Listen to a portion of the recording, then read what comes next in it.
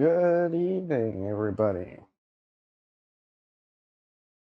Welcome back to the MachinistM stream. Hopefully, my sound experiments are bearing fruit and I sound a little bit less fuzzy. Welcome to tonight's stream. Sorry I'm a little bit late. Life finds a way to get in the way, so here's that.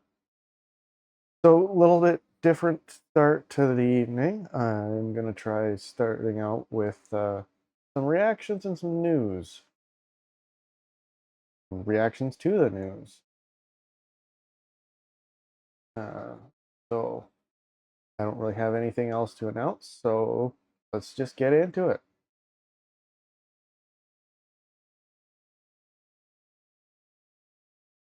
First up is one of Leaflet's new entries on her idle arc.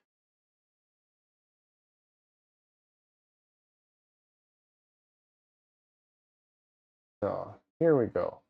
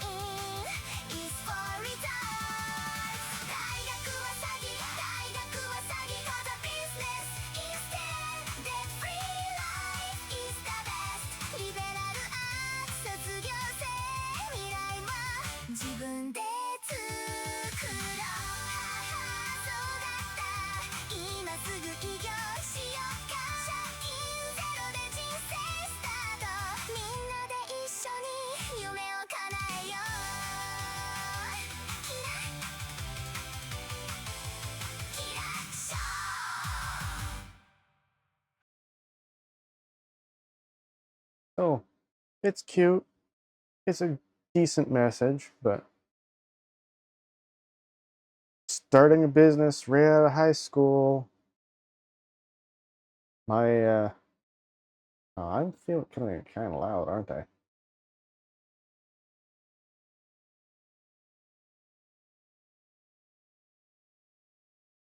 fresh out of high school, you should be looking for a job.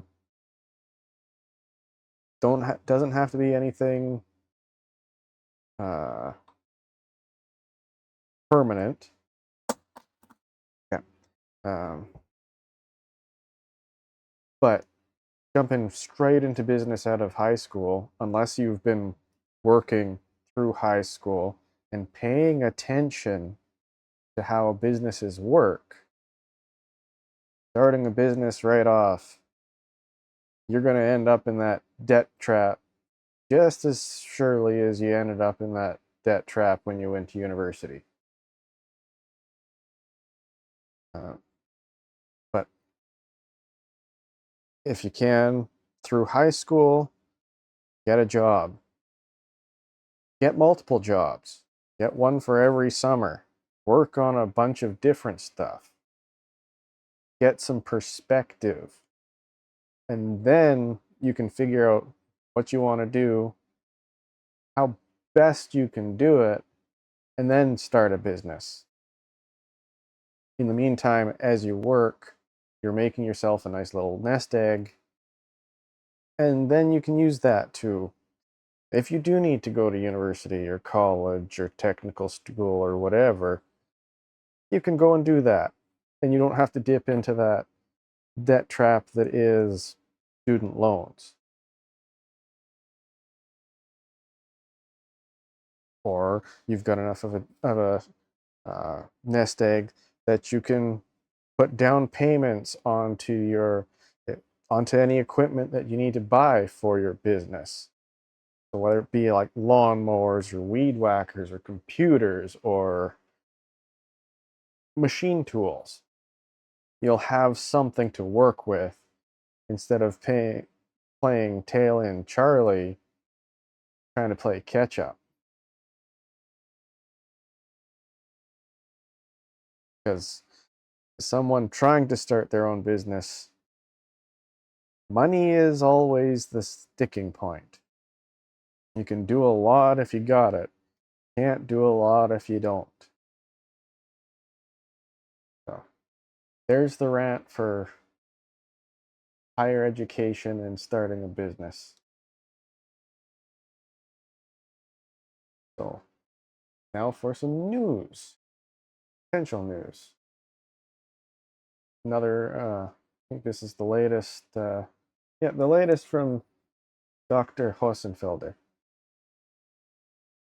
Fermi paradox just got worse. So what's in store for us now? The Fermi paradox is a question of why we haven't heard from any extraterrestrial species.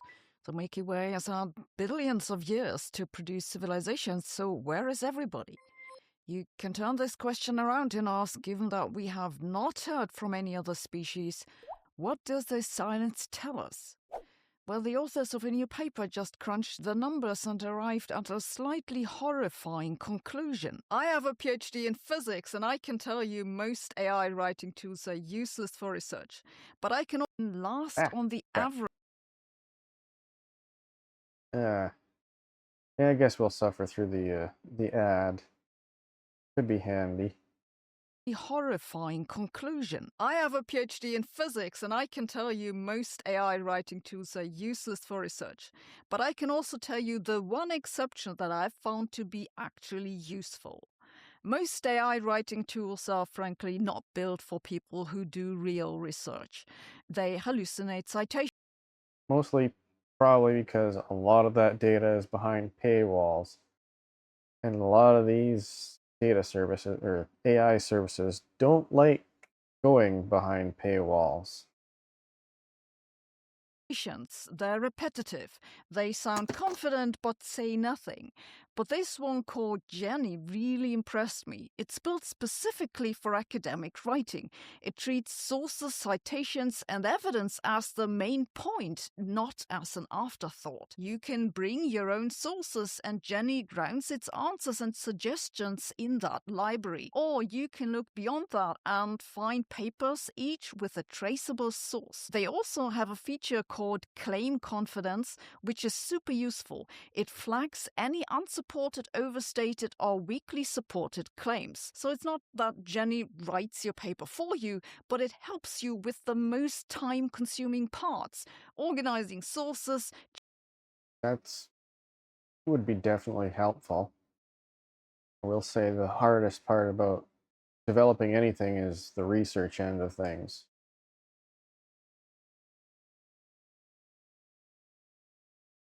Checking citations and tightening arguments. If you want to try it, click the link in the description and use the code Sabine20.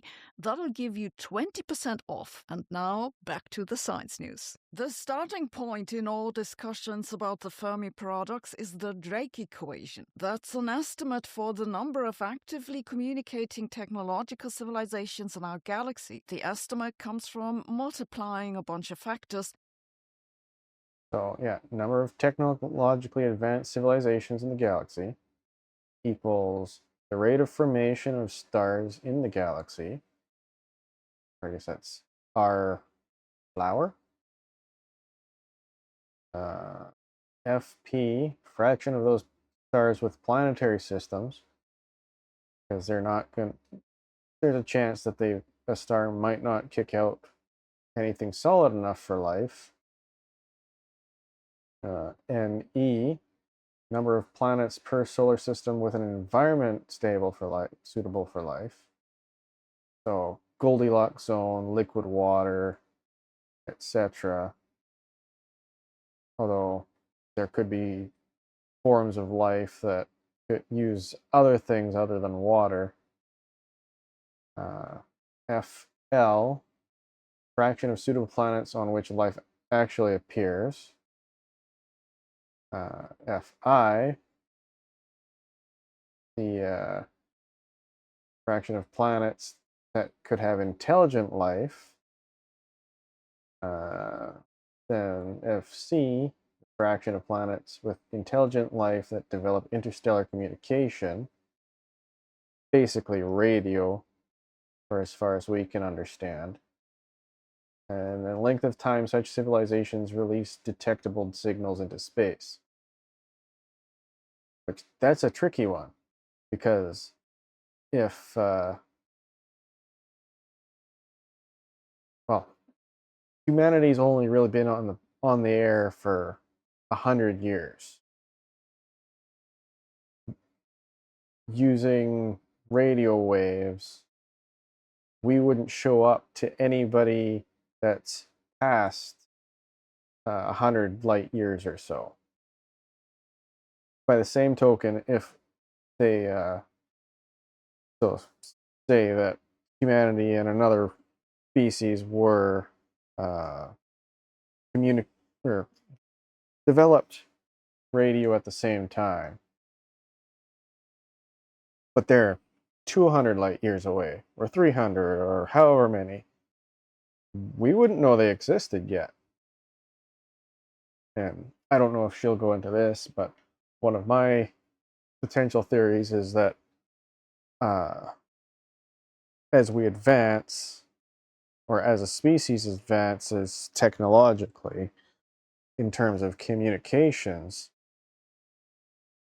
we might find something that is way more efficient, like laser point to point, which is something that NASA and SpaceX are developing and even maybe deploying right now, would have a lot less sideband leakage and be harder to detect over multi-hundred light year or light year distances. Because you can just, with the lasers, you can transmit so much more data on a confined beam than just broadcasting it out across the solar system.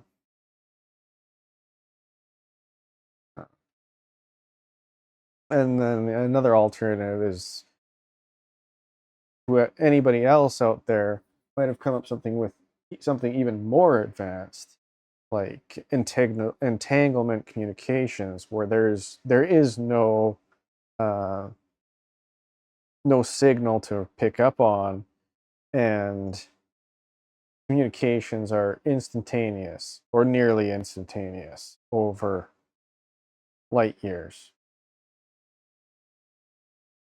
Like how many suitable planets exist, how often life begins, how often intelligence evolves, how often it becomes technological, and then you multiply by how long such a civilization lasts. The authors of the new paper now instead ask, given that we have not yet detected any signals from other civilizations, how long does a civilization last on the average? They plug in the best current numbers we have for the number of planets in habitable zones and so on. Then they calculate how long civilizations persist, and the result is about 5,000 years. Yes, that's right. They say put in our estimates for the other numbers and you have to conclude. This is, I would say this is a stretch, potentially. Yeah, civilization might only last 5,000 years. Civilization could last far less, um, depending on what happens. They could always get schmucked by a giant rock. They could have some kind of disease that sets them back 1,000 years, 2,000 years, uh, climate failure, extinction level events, etc. On the other hand, there might be more stable civilizations out there, ones that aren't as prone as humans to go to war over slight bullshit. That civilizations only keep up their space signaling activity for a few thousand years. If they're right, we may currently be in what historians will later call the final season. They also give a second, more observationally flavored argument. Electromagnetic signals cross the galaxy. Or again, they've developed something better than radio to broadcast data. Like we're experimenting with quantum entanglement. We're experimenting with lasers. Heck, we could figure out that wormholes are actually a thing and they're not as difficult to make as we think they are.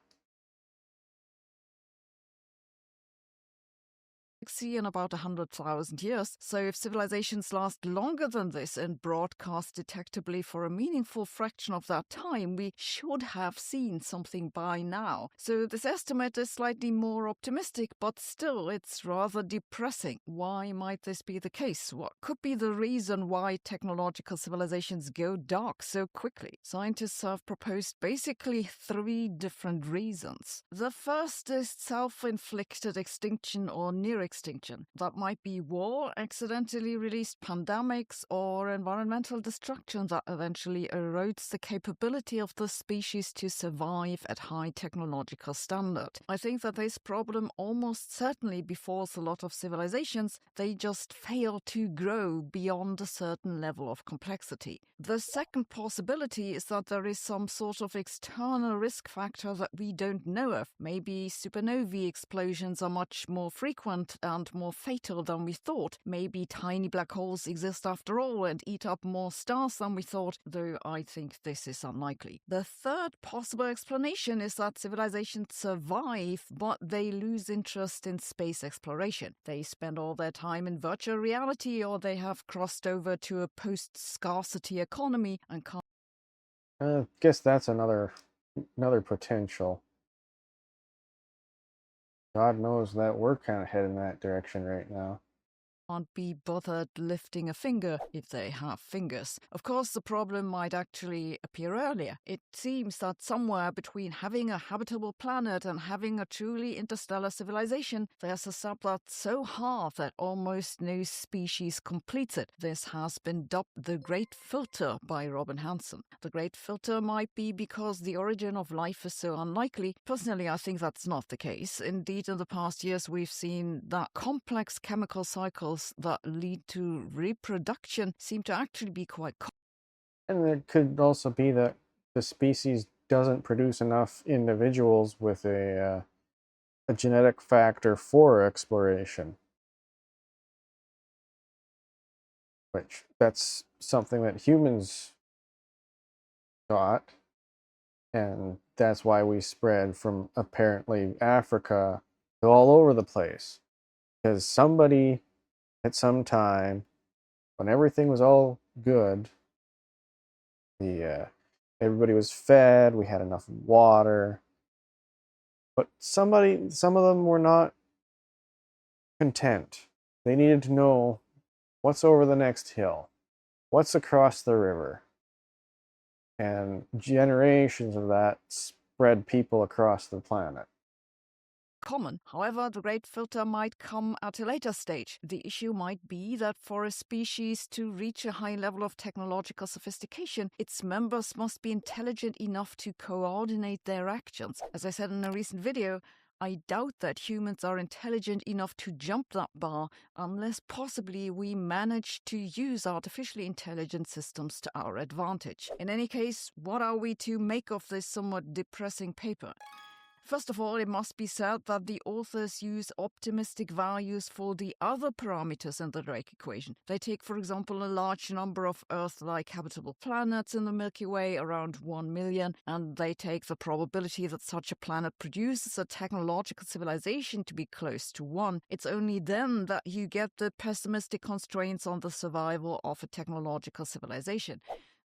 Personally, I think that these values are close to the correct ones. The point where I disagree with the authors is simply the question of what such a technological civilization would be communicating with. The authors, as pretty much everyone else, assume that technological civilizations would, of course, communicate with electromagnetic signals that we can measure. But I strongly doubt that we have yet developed the technology that an advanced species would be using.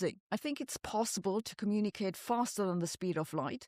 And of course, if that's possible, that's what the aliens use to signal. We could be sitting right in the middle of a cosmic broadband stream and wouldn't know, because no one on this planet believes faster than light signaling is even possible. Yep, pretty much. My take. Give this paper a 5 out of 10 rating on the bullshit meter. It's not wrong, but the authors do once again miss the obvious explanation for the silence, which is that we have not yet developed the right technology to receive the signals. And somewhere out there, an alien scientist is currently giving a lecture titled The Earth Paradox. Why haven't they answered? Thanks for watching. See you tomorrow. Yeah. And one day we'll get the whole new phone, who dis? That or somebody show up and just ring up a president and we're here, look out your window.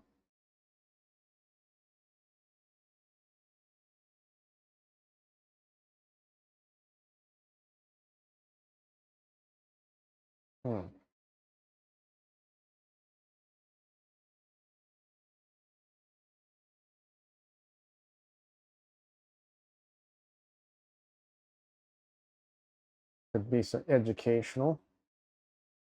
Why is non-ferrous such a problem? I'm gonna say because a lot of non-ferrous stuff is gummy and gums up your works. Y'all ever blown up a wheel before? Oof. Well, if you have, you're probably not using this strategy. The secret to this is going to be silicon carbide.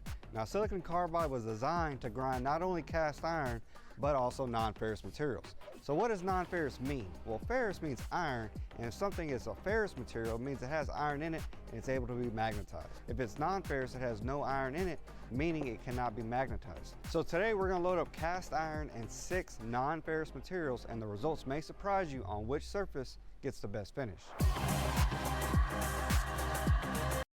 So for people who might not know, this is a what is this? It's a grinder. It's a precision grinder. It can grind parts down to very, very high precision. So like such high precision that you could take 2 parts that have been polished, push them together, twist them, and they'll hold together just from the air pressure on the outside. It's pretty wild.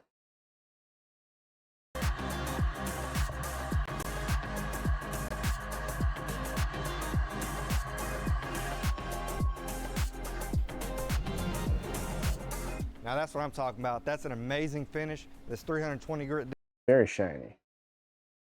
did great on this cast iron. So now let's go ahead and clean up our magnet, put a vise on, and see how well this wheel does with non-ferrous materials.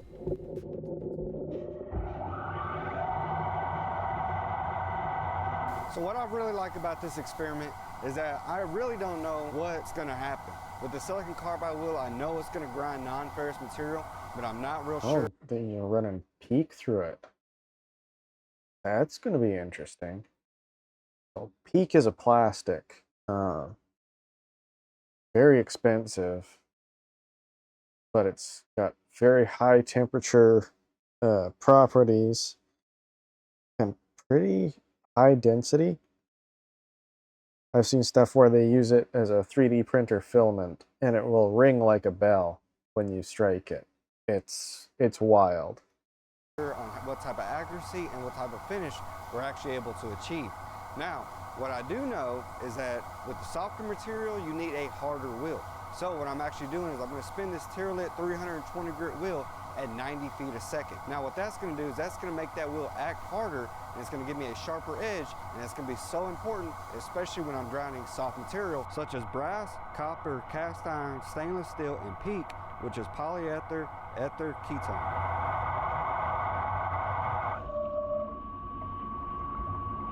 So after I ground all of these parts, I took it to inspection and got an actual number using my profilometer. And this Tyrolit 320 grit silicon carbide wheel did absolutely. So a profilometer, I think it's more like a profile meter, has a little, I think it's a diamond scribe, and it can measure how bumpy a surface is down to like micro and even, well, I think this one's a micrometer. But that's like the little, like when you machine stuff, you get peaks and valleys. If you look at it under a powerful enough microscope, it looks like little peaks and valleys, like on a topographic map. And that thing can read it down to Amazing on these different parts. The one that surprised me the most is actually PEEK. Now PEEK was the plastic, and I was super worried that it was going to melt, but it didn't, and it actually gave us a really good surface finish. So that proves 2 things. So 1.59 micro inches is going to be, or yeah, micro inch. Pretty smooth. One, this wheel is super cool cutting, which is super. One, this, but it didn't, and it actually gave us a really good surface finish. So that proves 2 things. One, this wheel is super cool cutting, which is super important, especially when you're grinding, because you're generating a lot of friction on that part. The second thing is that wheel is super sharp, so that's going to be really good because it's a super soft material. Now we're going to step it up a notch, and we're going to grind 2 of the most gummiest materials I've ever ground, especially in industry. Now the first one we're going to grind is titanium. Then we're going to grind aluminum. Now these 2 right here I've had the most trouble with in the past because it's super gummy and it tends to clog your wheel up. I haven't worked a lot with, well, I haven't worked at all with titanium. Just heard the horror stories. But aluminum tends to melt at a much lower temperature, so it will tend to just glom onto tools. It's a real pain in the butt. So my expectations on these, based on what I've done in the past and the peak grind that we just did, is that I think the titanium is going to be pretty good, but I think we're still going to have a little bit of trouble with the aluminum. Now, if that's the case, if either one of these messes up, we can actually go from a 320 grit super dense wheel that's more of like a finishing wheel, we can step down to an 80 grit F wheel with a more open porosity. Now what that's going to do is that's going to allow that wheel to break down and expose a new cutting edge, and that's going to be super sharp to help cut out this gummy material. But let's test it and get grinding.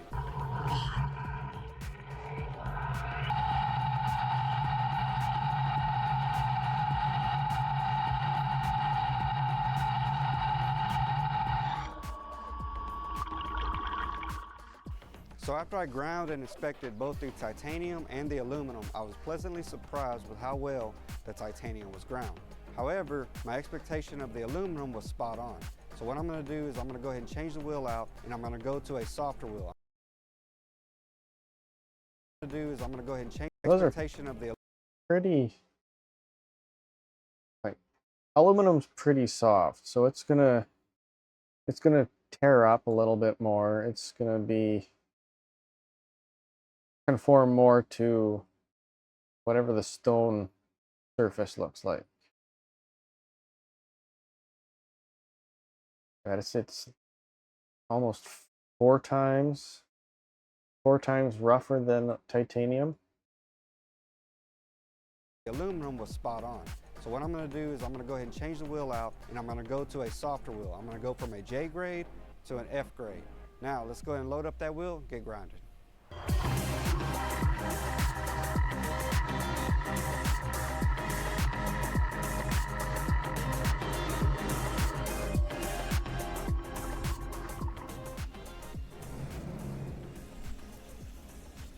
All right, that actually looks a lot better than what I thought it was going to be. Now, I knew aluminum was going to be the more tricky one out of all the different materials we tested. The eye test looks pretty good, but let's go ahead and take it to inspection and get a real test, and then we'll come back here and break it down on exactly what happened.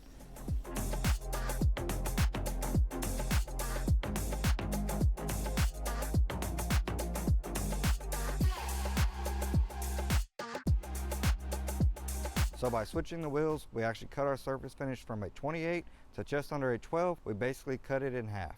Now, what did we learn from that? We switched to an 80 grit F wheel, which is going to be a super soft wheel. Now, if you remember, wheels are graded on a hardness level between A and Z, A being a softer wheel and Z being a harder wheel. Now, the wheel we were using was an 80 grit F wheel, which is going to be a softer wheel than our 320 grit J wheel. It's going to be about 3 levels softer than that J wheel. Now, why is that important? It's important to remember because even though you can mill and turn aluminum very easily, when you're grinding it, it's a totally different story. Now, when you're grinding material, a softer material, you need a harder wheel. And a harder material, you need a softer wheel. And the same as reverse is some people think that a softer material would be easier to grind. That is false. A harder material, such as heat-treated steel, is a lot easier to grind than if it was just annealed. So that's always important to remember. Because the surface is tougher, so it's not going to tear out chunks nearly as easily. Whereas with softer materials, it'll just tear chunks off super easily. Remember, as you're getting your parts in process, you want to know if it's heat treated and at what scale it's heat treated as. Is it case hardened? Is it through hardened? Is it carburized? All of that plays a factor when you're touching a wheel to a piece of material. Now, the last thing to remember is what creates these sparks. These sparks are kind of like your chips when you're milling or turning it. They are the pieces of iron that's reacting with the wheel and coming off that material. Aluminum doesn't have any iron in it. That's what makes it gummy. Instead of blowing sparks off, it tends to gum up and gum your wheel. Aluminum has a melting point around about 1,000 degrees Celsius, but it doesn't glow when it's molten. So it's not going to spark like your steels, your irons, titanium, nickels. Copper is about the same, though it's It's about the same or maybe a bit softer than aluminum. So it takes way less energy to grind off the copper than it would to create sparks. The other side of things is with iron and titanium and that, the sparks are literally the material burning in the air. They've been heated up enough that they just, as soon as they hit oxygen, they burn. Fill up. Now, silicon carbide is the best wheel to use when you're grinding non-ferrous materials like the ones we did in this video. As you can see, the wheel did not get loaded up compared to an aluminum oxide wheel on the Z24 where we did a skim cut and you can actually see the aluminum bedded into the wheel. Now, not only is that going to not give you a good grind, that's going to cause a catastrophic failure and could cause your wheel to explode on you, which you don't want to happen. Ugh. Yeah, that's something like that happens to you. It's a good day if you're just changing your pants. That is scary as fuck. Now here at Titans of the CNC, we're all about free education. So if you want to know anything about milling, turning, grinding, or even Swiss, make sure you check out our online academies. Now while you're there, you can see that we are the national distributor for Xerox machines in the United States. If you have any questions on that, make sure you email. Yeah. So if you're interested in machining, Titans of CNC, definitely a good place to check out. Check out their channel. Check out their everything else. They also have their online academy, which you can learn how to use AutoCAD or SolidWorks. Learn how to make parts and learn what's required to take those parts from on your computer to an actual something you can hold in your hand. Keith at titansofcnc.com. So if you learned something from this video and you've ground aluminum before and you've ground these materials, let me know in the comments what kind of wheel you use and what kind of results you've seen. This is a super fun test. If you like what we're doing and like where we're at, make sure you go ahead and leave a comment, like, and subscribe. We'll see you on the next one.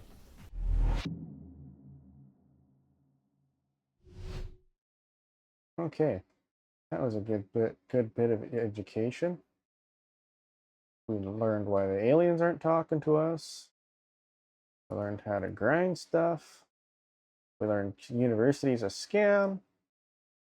I think that's enough of a pregame for what comes next.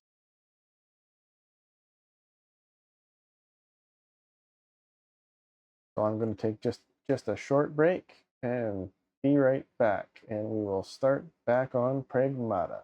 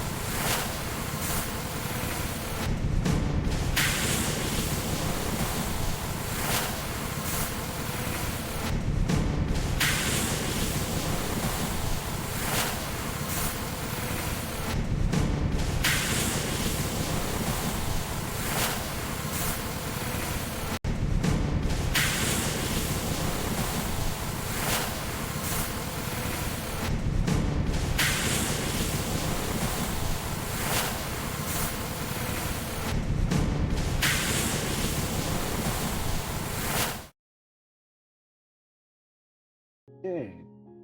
And we're back. Hydrated up, man.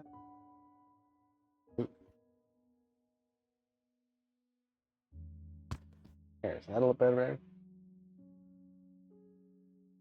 Hydrated up now. Let's go back to the moon. So last time we ran into a little problems at the end of this stream. So let's see if we can't get past that.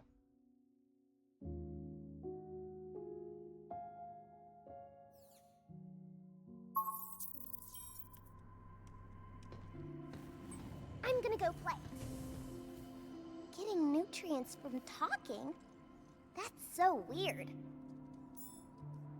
Oh, right, the slide. I have no doubt this will be incredibly adorable.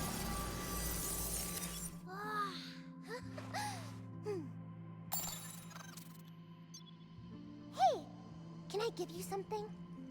Q? Thanks for talking to me all the time. Ta-da! Is this supposed to be when we first boarded the tram? Uh-huh. I drew it. It's for you. Look at that. You wrote your name, too. Not half bad, kiddo. What do you do with this? Should I climb up it?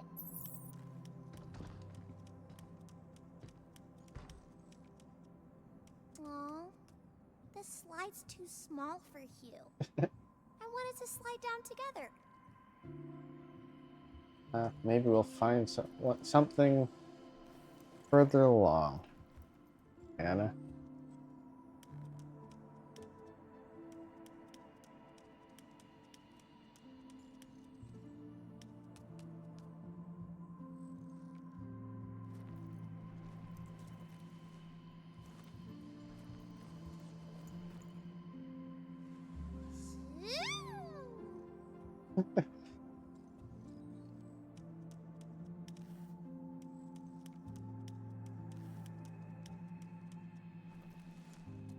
Okay, let's go talk to the computer.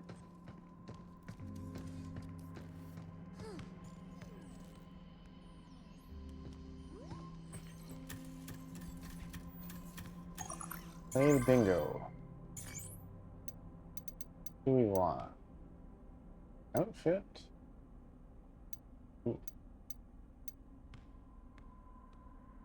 Overclocked weaponry. Oh, I've got... Ooh.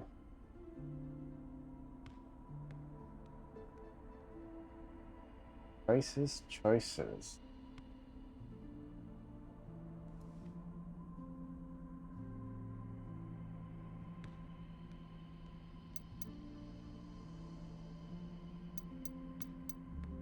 That? Do that or do that? Okay, do this. Ooh, 30% faster recharge. That would definitely be handy. Oh yes, this is one of our more popular items.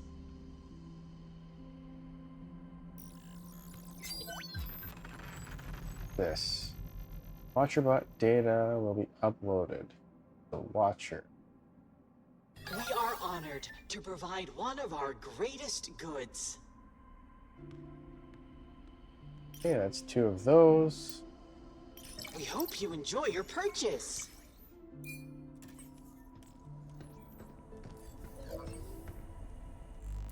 Watcher. Oh. Bloody bitch. Delphi Security Vision W3AB aerial bot. Mainly hovers for long periods to conduct reconnaissance and surveillance. Can be equipped with a compact railgun that has minimal impact on attitude control, making it a versatile bot with combat capabilities. Usually stored in dedicated boxes, where it undergoes charging, maintenance, system updates, and data sharing. And floating around like that looks so fun. Wish we could do that too. Maybe eventually.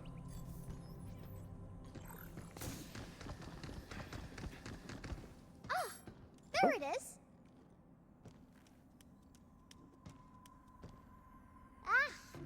rolling away. I think I put the ball away, but somehow it rolls off. So I pick it up to put it back, but end up playing with it again. That's just what it wants. Sometimes toys and books just pull your strings like that. Pull my strings? How? Beats me. Maybe they don't like being left alone. Okay. There's one more cabin minifig out in the world. I've got money for upgrade.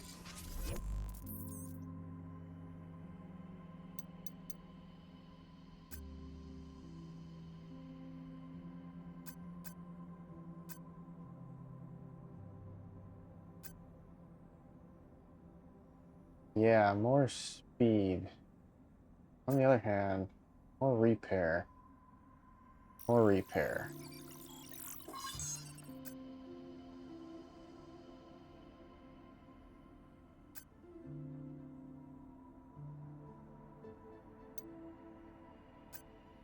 Shot.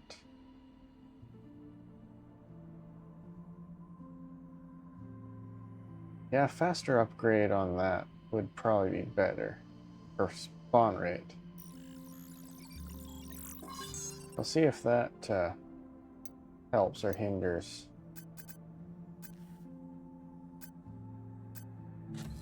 Okay. Back out we go. Oh, wait. What should I play with next? Upgrades.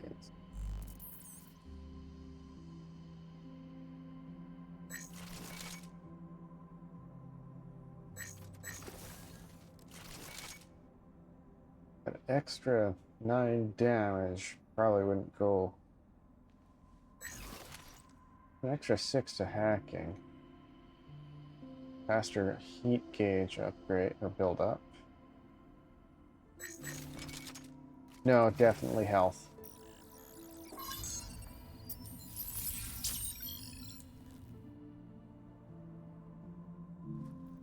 Add a little more tank into this armor. Getting nutrients from what happens if the nutrients aren't enough? You probably feel lonely or just uneasy. Might even start losing faith in yourself. Could you get sick? Some do, yeah. But everyone's different. Well, I've got you to talk to, so I'll probably be fine. You, can I go outside to play sometime? Are you crazy? Going out by yourself is asking for trouble. Also, What if no a mob shoes. comes for you? I wouldn't be able to stop it. So if we're together, you will keep me safe? Sure thing. I see. In that case, I'll keep playing in the shelter then. You could have really messed yourself up back there. Do you not feel pain or something? I don't feel it like humans do, but my system will assign it a numerical value. I was designed to experience human feelings and sensations like you do. Well, it don't seem like it. Falling from a place like that, you should know better. You gotta be more careful. I don't want to see you get hurt. Got it? All right. You gotta be careful too, okay? No problem. I've got your back if you've got mine.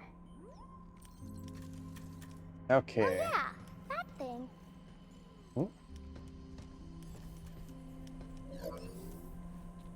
Hey, look! This terminal has bot data saved in it.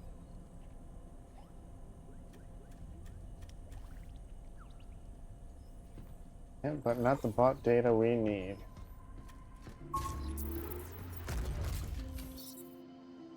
Okay.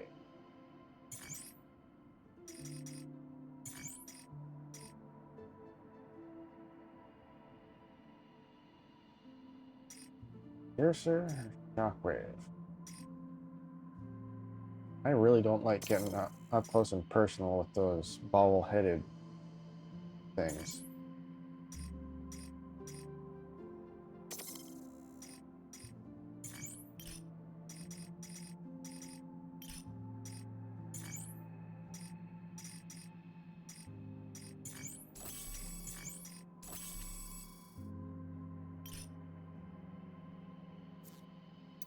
on.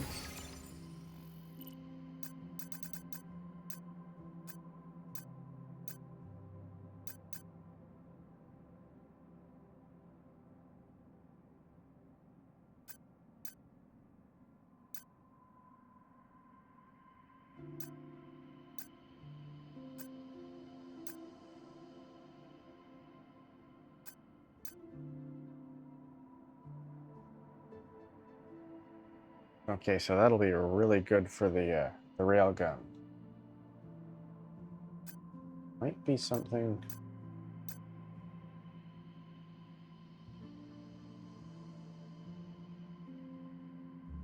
Pop the open. Swap for the open. Back to it.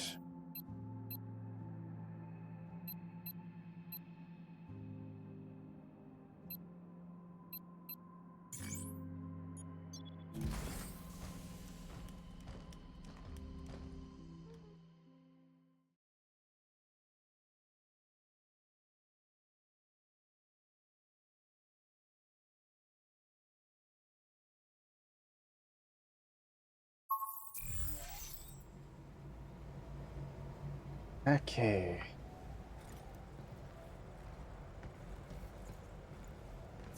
That executor bot looked kind of human, but it sure got us good. What do we do if it jams my hack next time? We break those red antenna things on its face, right? I'll give it a shot. All right. Stop skittering around! Here it comes! Look out! Watch out! There's more! Phew! Crap.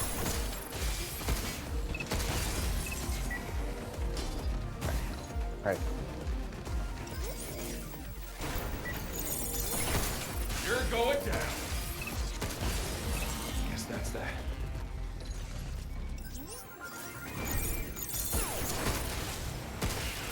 Got him.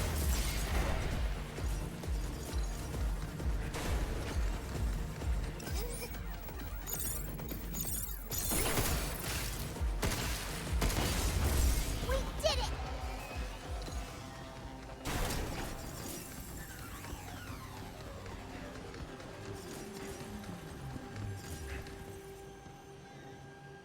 I wonder if that prize one is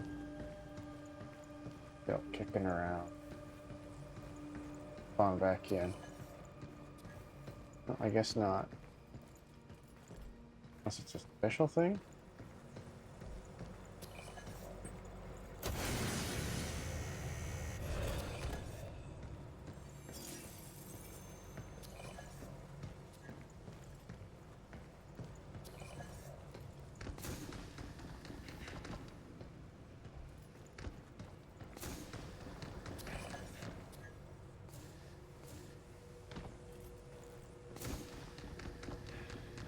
Okay. Our loot.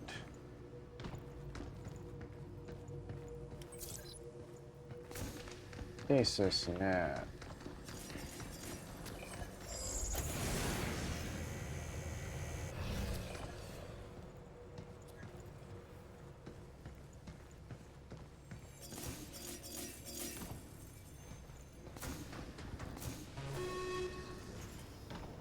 Get ready! Yeah! It's over.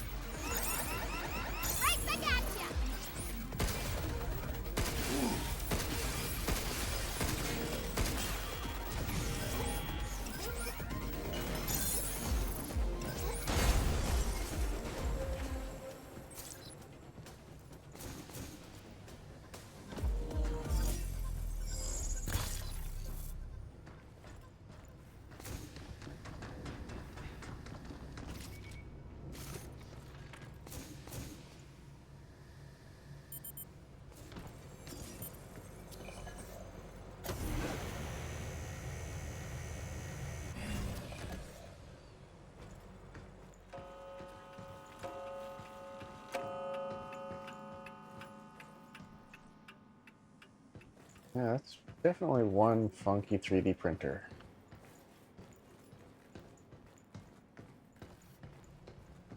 Okay.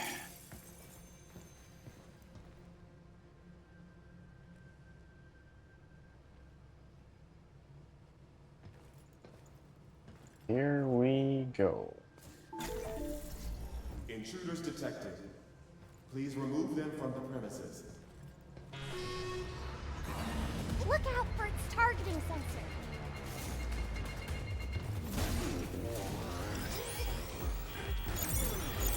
Missile spotted! Step off! Right back at ya! I owe you. Something's aiming at us. Ow.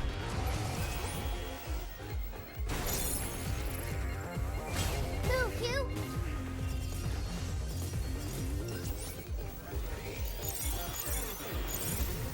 Shoot now!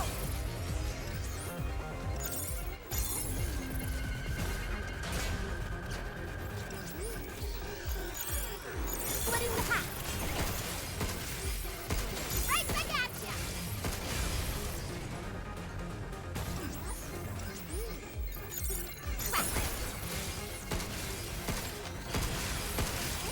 Take that!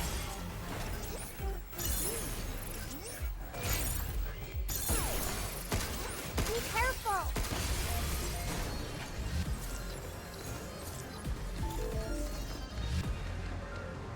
Removal plan of ceiling instruments. Deploying reinforcements.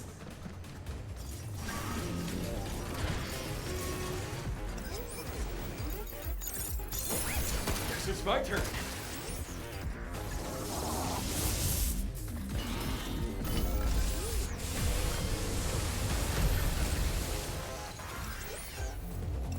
Something's aiming at us. Get ready.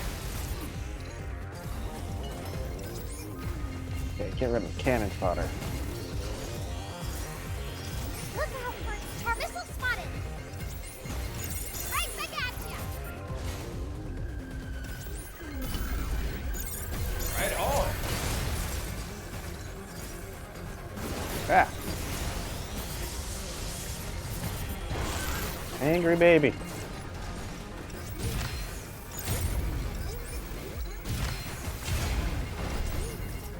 Shake it up, kid. Be careful.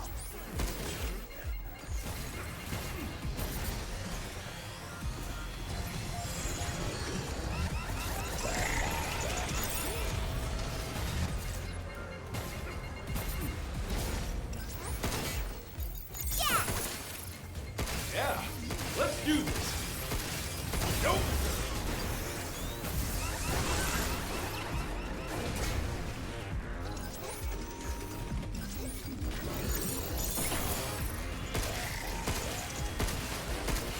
Got him. Right back at ya. You. Ah.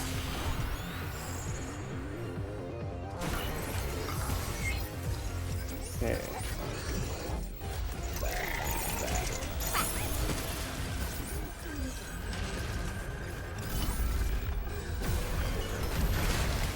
Crap.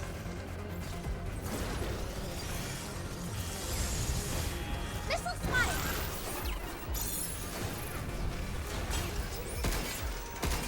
Be careful.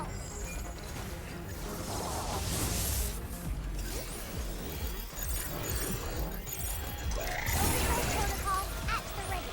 Right back at ya. How you like this?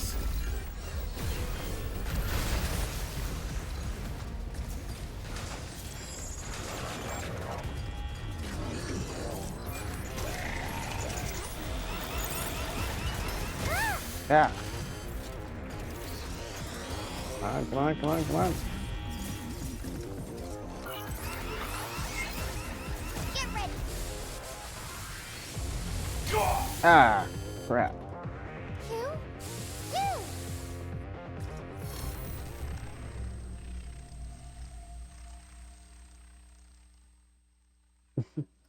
Please transport to your nearest shelter immediately. 299,792,540 or 458. Probably meters. That's the speed of light.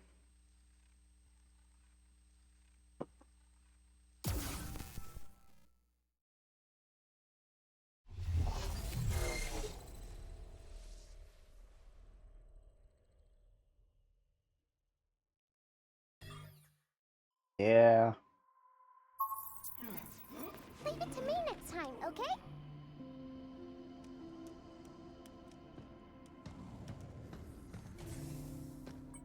What else do we have to an upgrade? Yeah, that'll definitely help.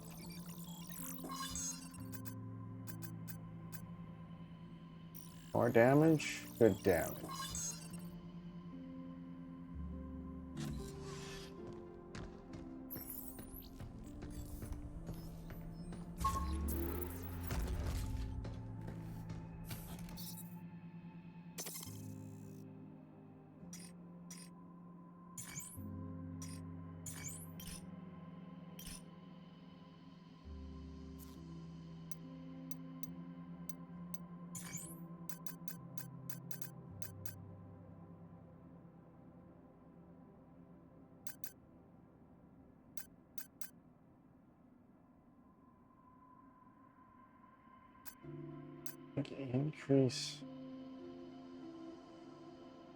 Increase hacking rate.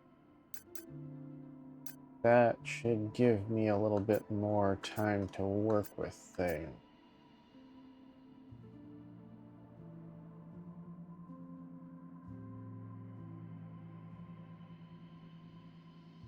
Okay.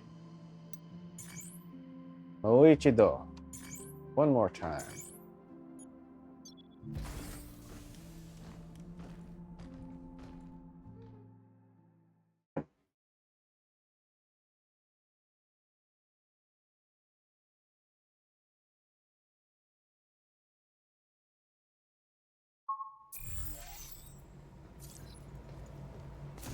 You probably saw this when it smashed you, but those executor attacks were really something. Get too close and you get hit. Try to step back, you got blitzes.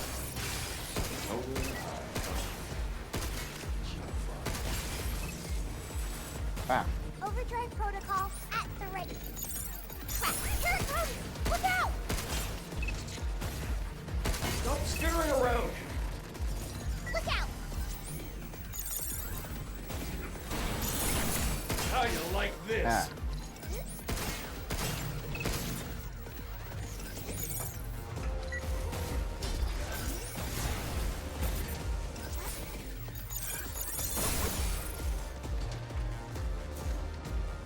Check. Take this! Kablamo! I owe you. Take that!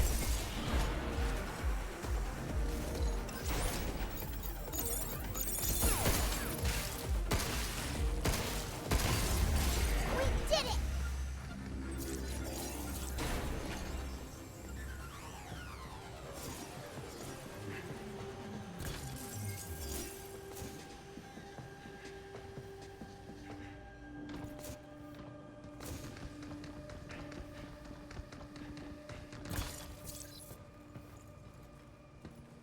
Pack gauge full.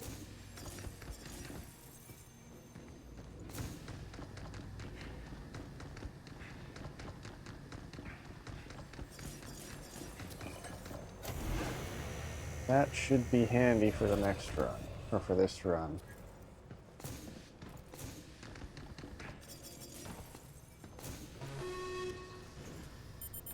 Get ready! Right on!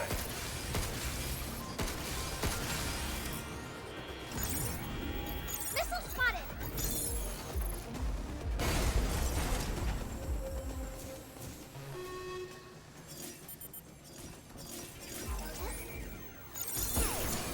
Guess it's my turn.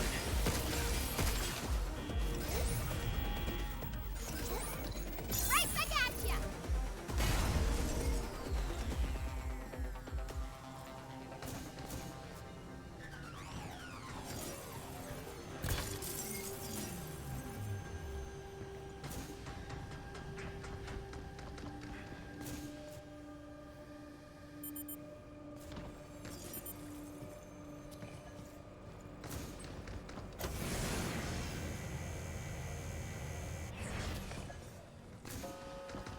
Got a pocket full of sunshine.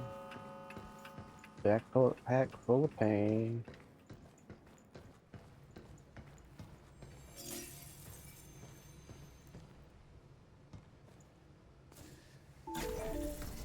Intruders detected. Please remove them from the premises. Let's see how much extra range is.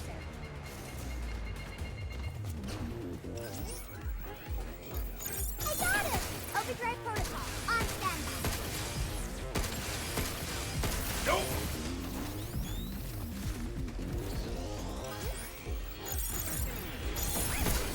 Missile spotted!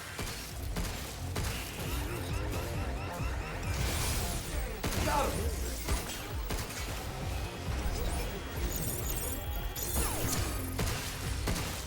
Get ready!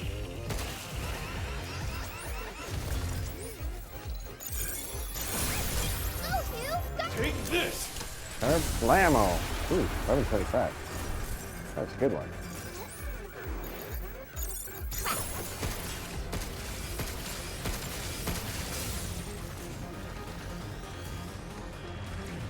Take this!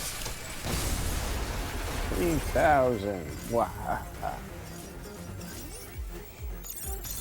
Be careful!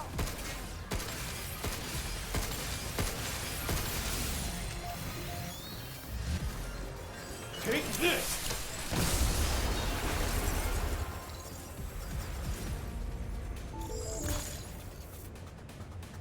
Removal time exceeding estimates. Deploying reinforcements.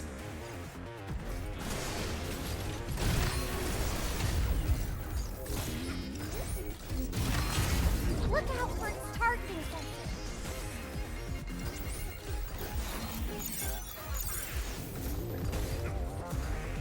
Look out! Missile spotted!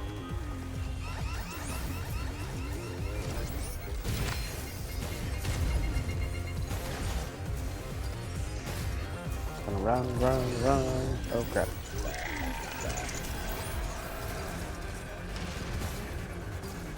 Something's aiming at us!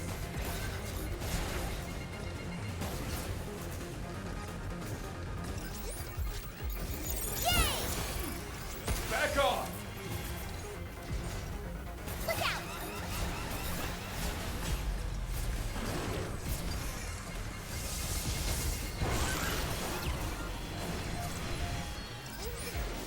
Right back at ya!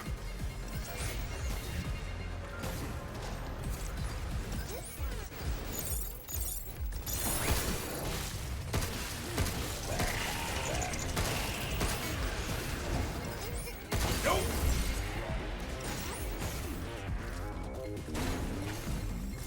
All right. Be careful! Missile spotted!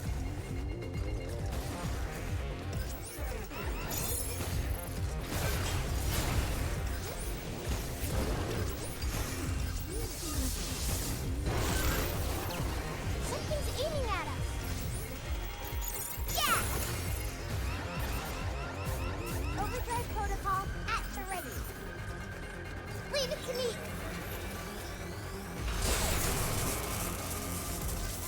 You're going down!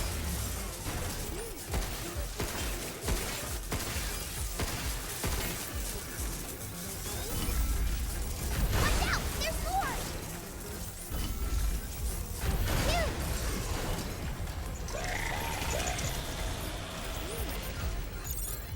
Crap!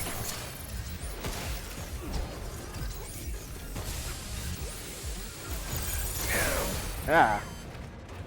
Hugh! Now! Take this!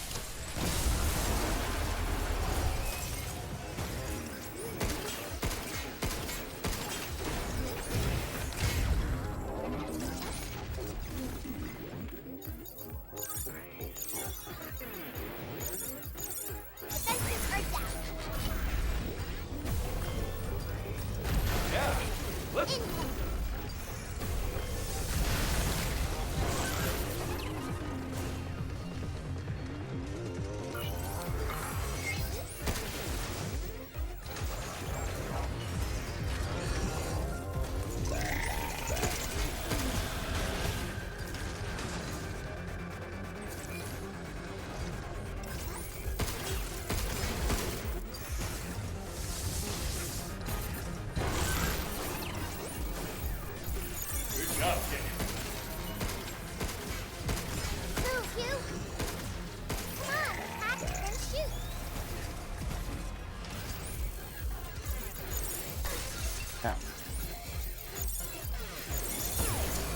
How you like this?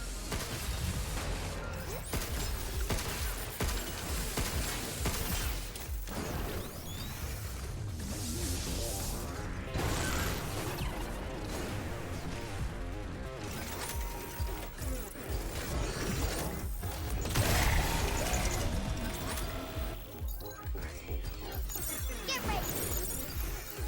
Blinking the enemies. I run out of time.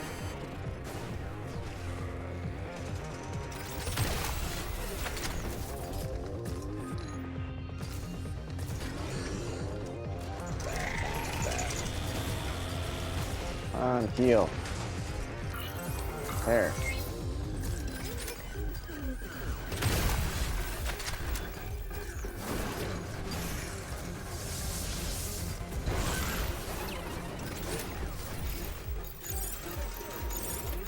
Move, you.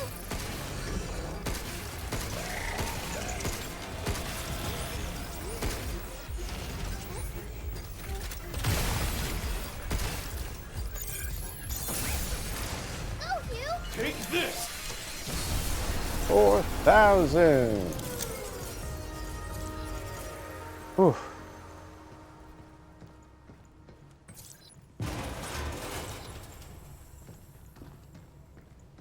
That was Now we can rough. hack a bunch of bots at once.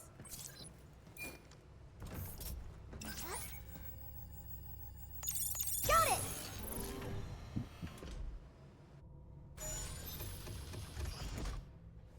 And we still have 2 more to go. 2 more to go. We can do this, Hugh. Having fun? Yeah.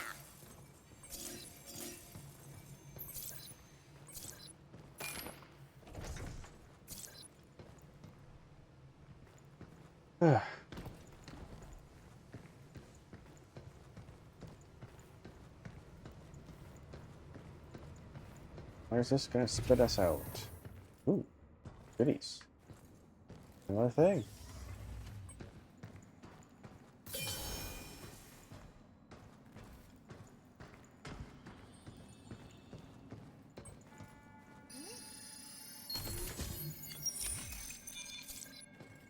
What a Put it in. find!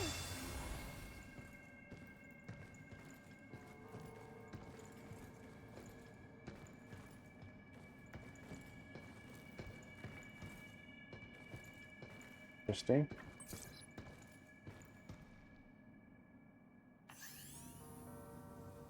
Breaking news from Delphi. Delphi Corporation, which has experienced rapid growth through lunar development, today announced a strategic partnership between its CEO, David Aldrin, President Svetlana Tereshkova, and Dr. Neil Higgins, a leading expert in quantum nanotechnology. Industry observers are eagerly waiting for the results of this collaboration, particularly the potential of this miracle material, lunafilament, when combined with Delphi's unparalleled lunar development capabilities. Dr. Neil Higgins. That name rings a bell.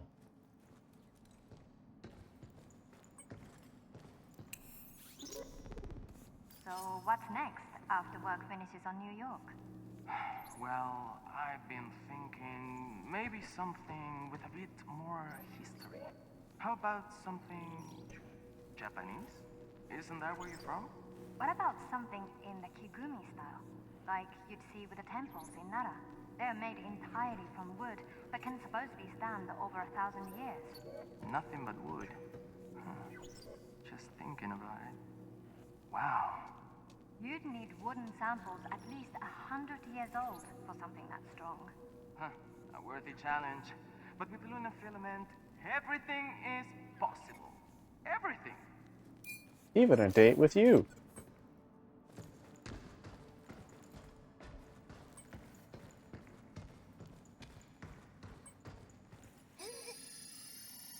Should we take a break? Yes. Yes, we should.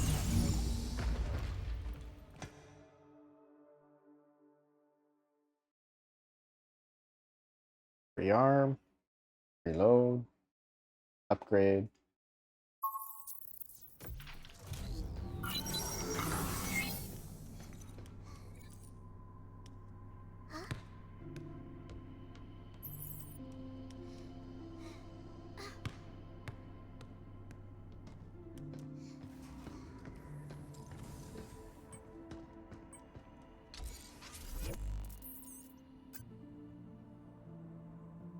Inch plus charge speed.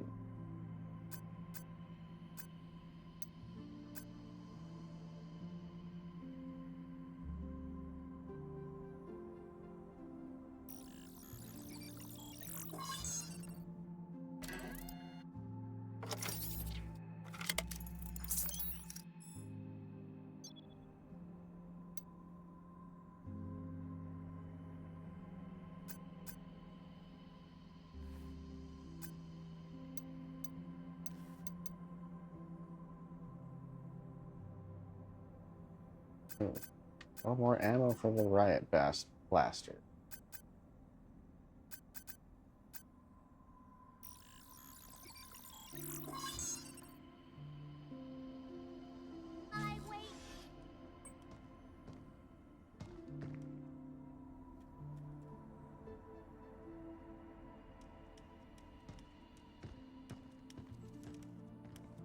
Let me show you how this works.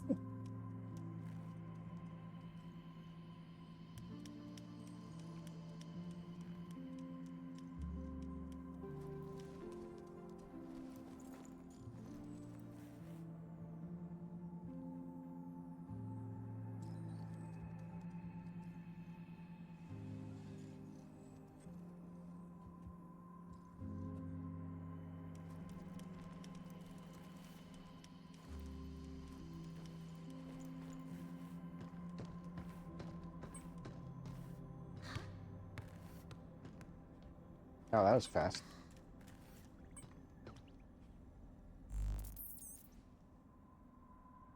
To the point where I need way more. Where'd you go?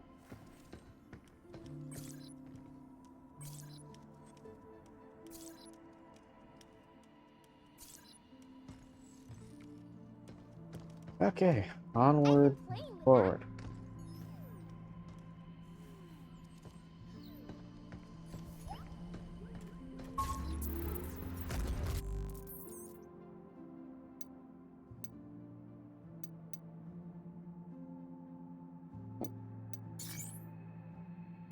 Use last loadout.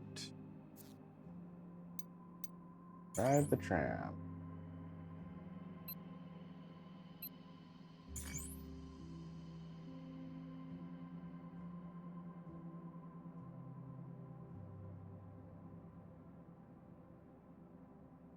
Five safe boxes. One more pure lunum. One more mod. One more cartridge holder, and one more earth read memory.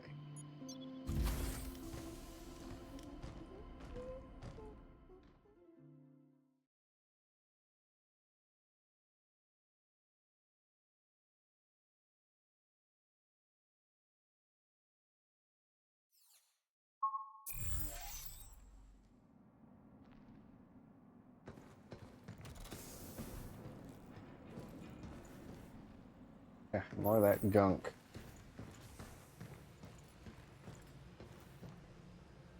Interesting.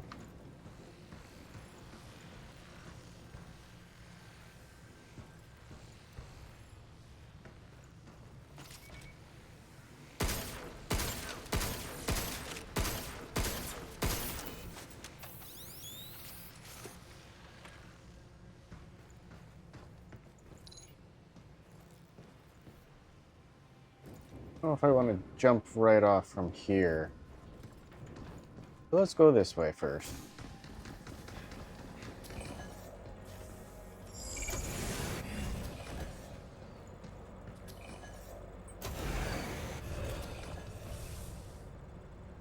Okay. Why is this so easy?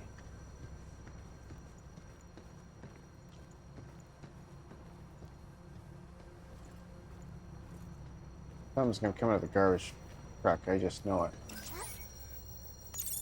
There.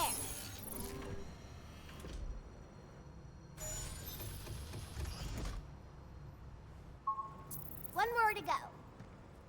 All right. It's all downhill from here.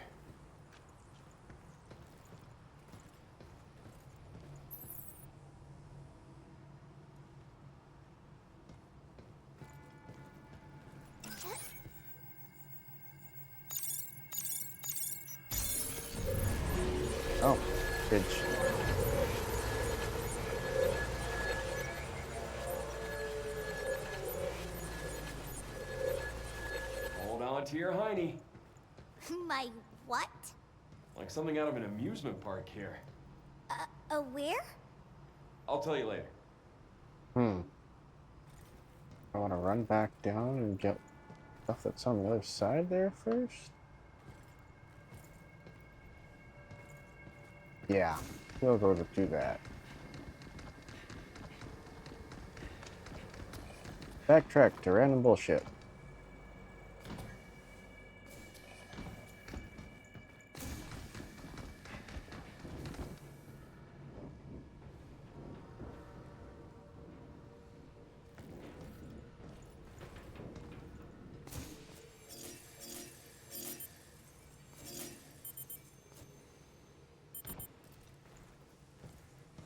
Oh, good thing.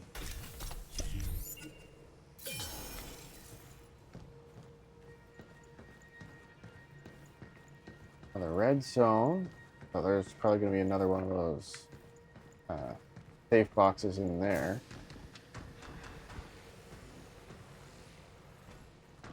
Or gunk.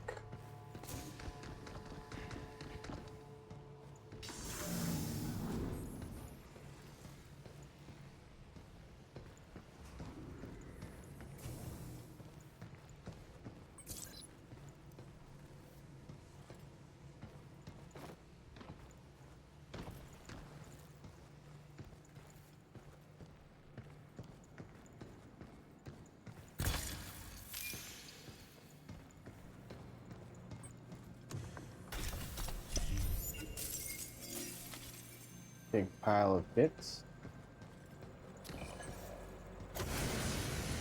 Ooh, what's that weird stuff?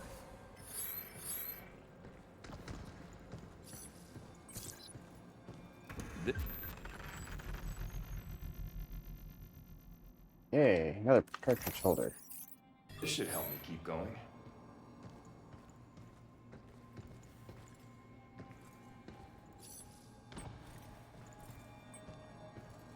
What is this stuff? Is this lunafilament? I don't think so. Its basic compositional structure seems a bit off. It's all messed up, like it's glitched out or something.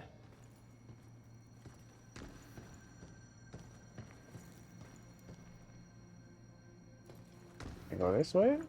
No. There. Guess you gotta jump all the way off and run all the way back up again.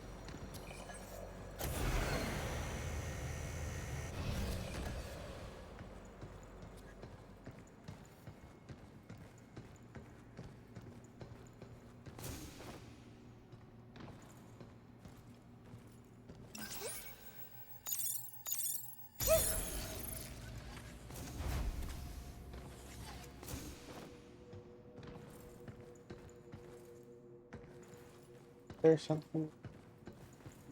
I guess that was it.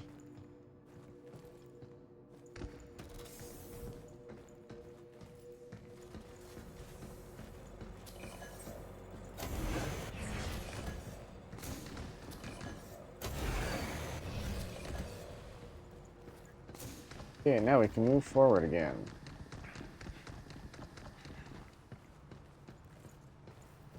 Off there. Somehow we'll get up onto there. Banzai.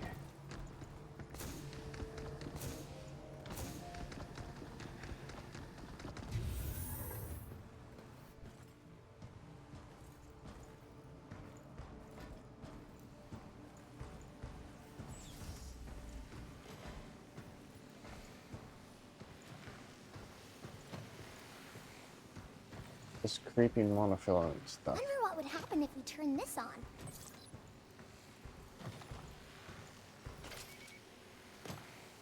Bin recycler.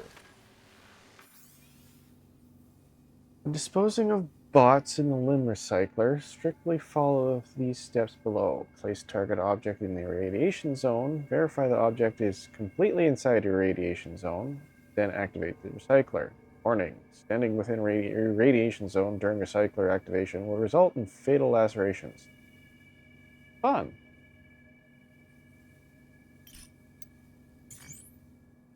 So bored out of my mind. To how? From Kevin. I wanted a job that actually mattered, so I volunteered to help out managing the recycling unit. But even here, the bots do it all, leaving me with nothing to keep my hands or mind busy. Routine tasks, heavy lifting, precision work, everything is handled better than I ever could. All I do is press the disposal button from time to time. Emptiness gnaws at me. A void I cannot escape. Sometimes I wonder, were the bots created not to serve us, but to take away any sense of purpose we might have had? Only if you're doing it wrong, bud. And boop. So use this. Ooh, 50,000. Nice.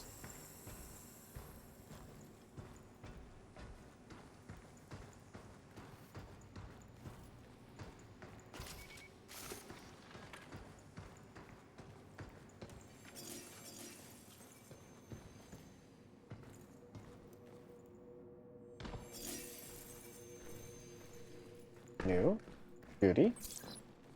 Decoy generator. Defense unit that creates a lifelike hologram decoy that will draw enemy attention for a short time when deployed. The decoy itself does not deal damage.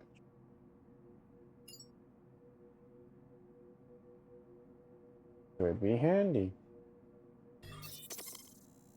Use that to fool bots 100% of the time. Maybe.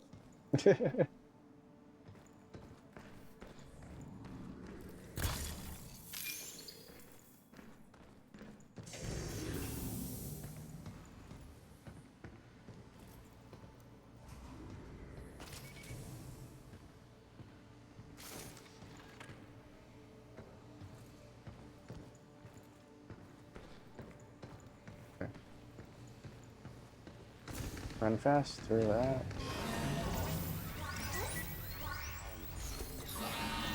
Stop skittering! Here it comes! Look out!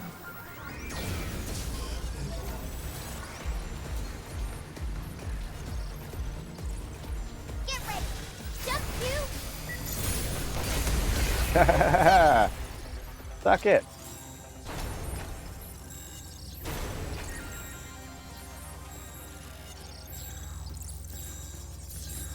All the tasty bits.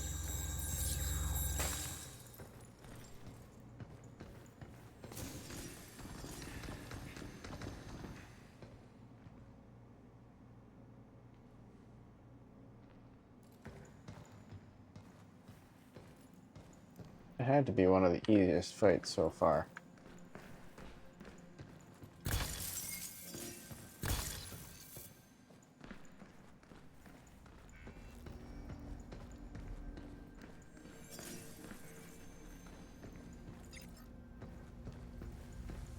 End of the road?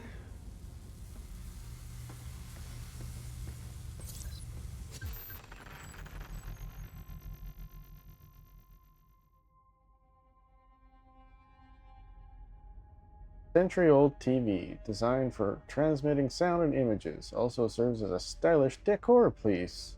Looks like our only way out is down. Oh yay! Laser, laser, laser, laser, jump! I had a feeling this would happen. Me too. Ah, shoot.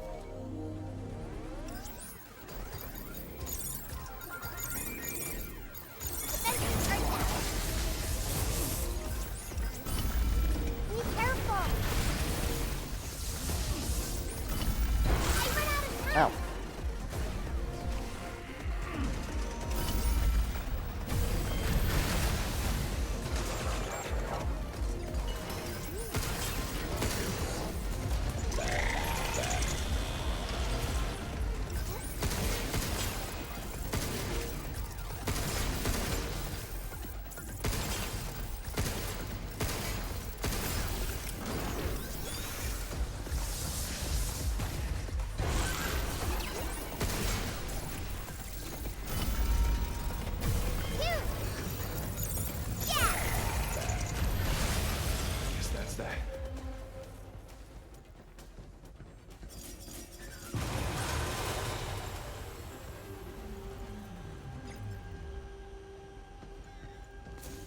One shot left in the piercer.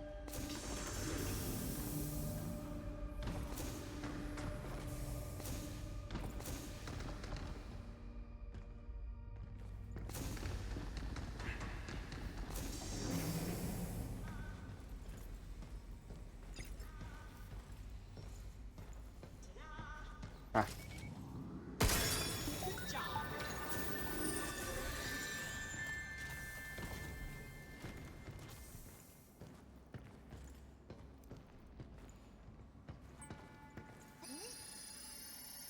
Oh, am I glad we found you?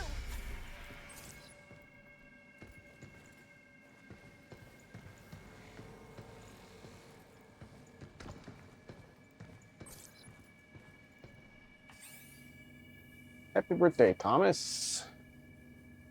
To Thomas, from Cradle Mail's forwarding service. Happy second birthday on the moon. Did you make another one of those fake cakes with the food replicator like last year? I can't wait until next year when we can finally celebrate our birthday together. Your birthday together. Only about 6 more months until we're back in each other's arms. Too proud of you, honey. I love you. P.S. Coco says she can't wait to see you. Meow. Her beautiful wife, Kristen. Ah. Notice: pet bot lottery application. After a long suspension, we are reopening the lottery application for pet type animal bots. This round features 3 adorable models: cats, canaries, rats. And for this round only, you can customize iris and fur color. Perfect for recreating your favorite Earth pets. Apply now to claim yours. Please note, size, coat density, and other details cannot be specified. All units must be returned to the cradle before Earth departure. Thank you for your understanding. Party, huh? Why do humans celebrate getting older? Life's worth celebrating. Every new year is another gift. But when you've almost had 40 of them like I have, they can blur together a bit.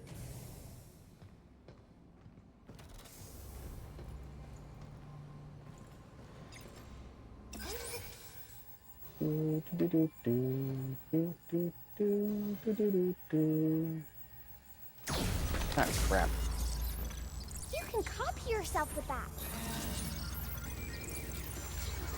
Look out!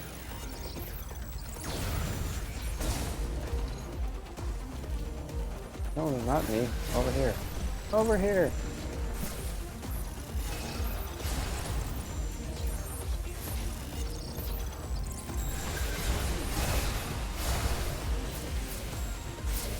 That's right.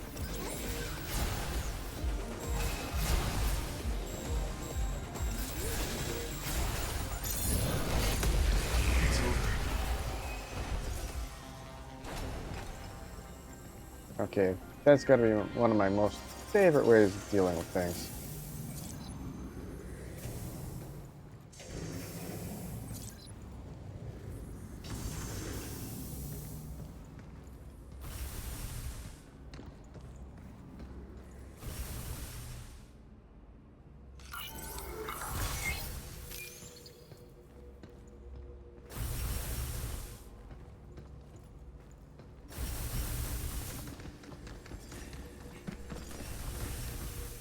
Oof.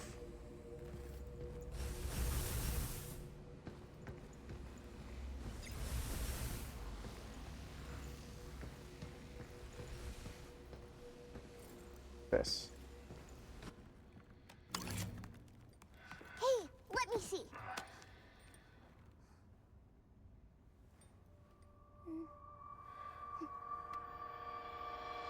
Diana, don't. Okay. I think I see how it works.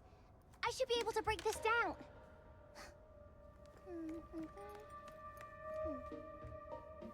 I'm gonna try something. 0.00011000001.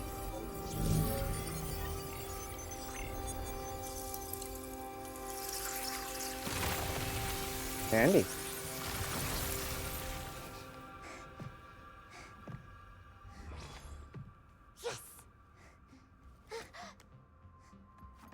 How was that?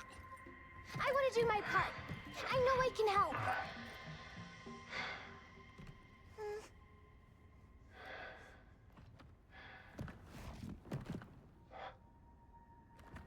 Glad to hear it.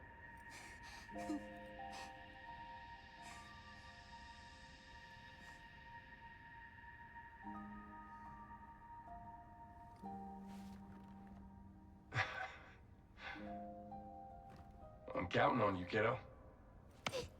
Roger that.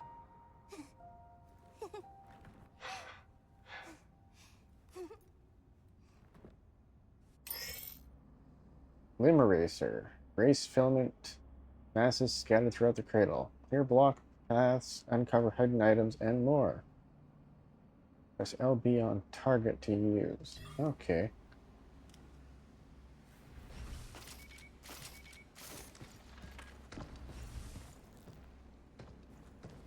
So what do we get? Goodies, goodies.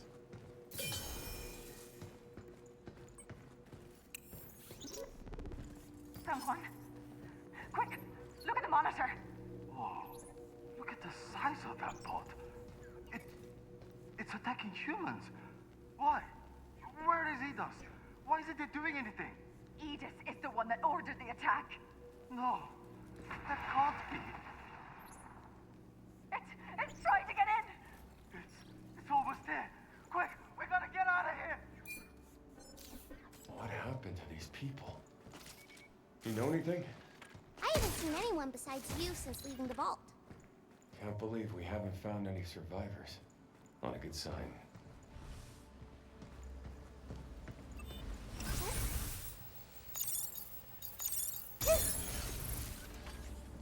Okay, that shuts that down. Limb eraser. Phew, this spot's all clean. Fast work. I appreciate it.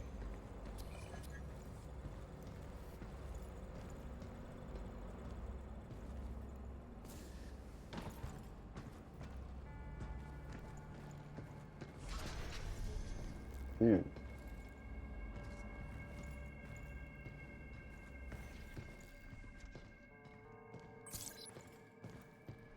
Yeah, reload on that. It's probably not a bad idea.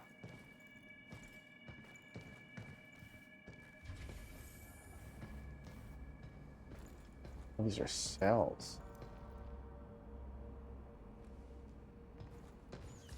Sort of.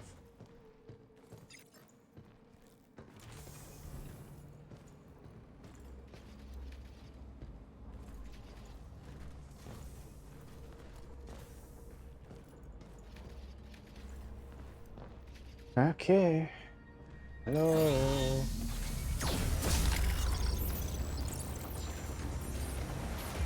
Get ready.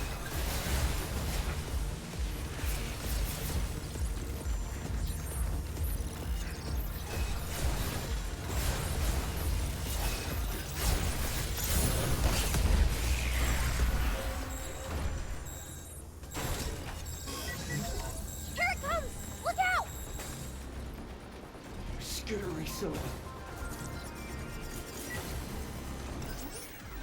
Get rid of this. Jump, Q!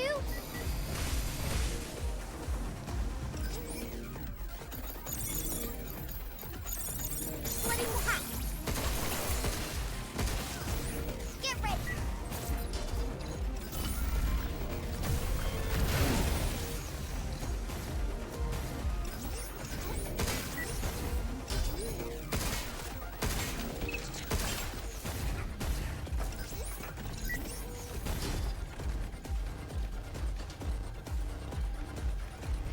Okay, where did that skittery bastard go? Okay. Skittery bastard. Phew! Take this!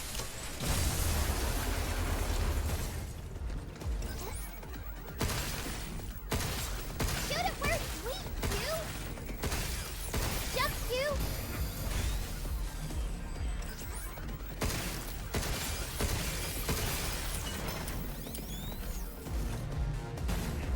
Move, Q! Whoops. Yeah.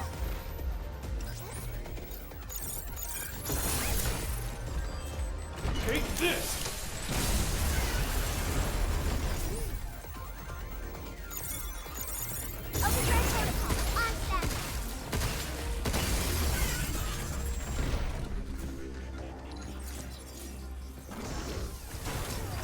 And you bastard. Good job, kid. Get ready. Yes.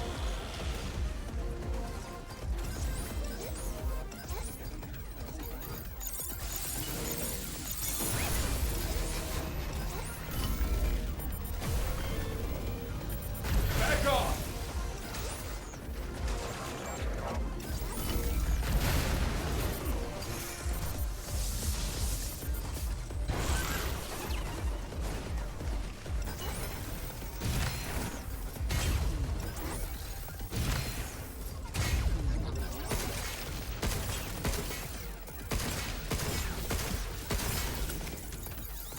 Right on.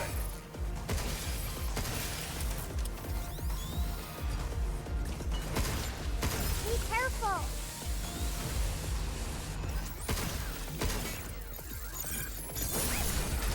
It's on now. Take this.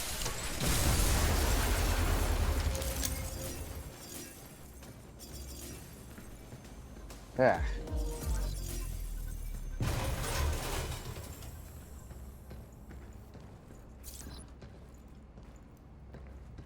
That. Right, blaster. Reload. That unit Yep. can bust up groups of bots.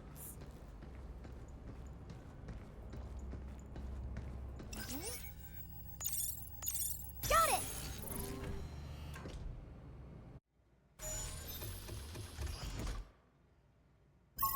Okay. We did it! But what's You're the one doing on the great, roof? Diana. You're doing great, Hugh.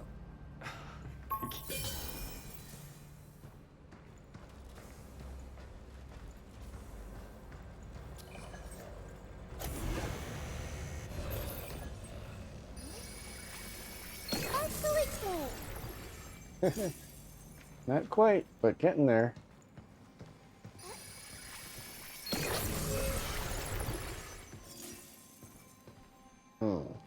I go that way, or should I get... Well, let's go this way first.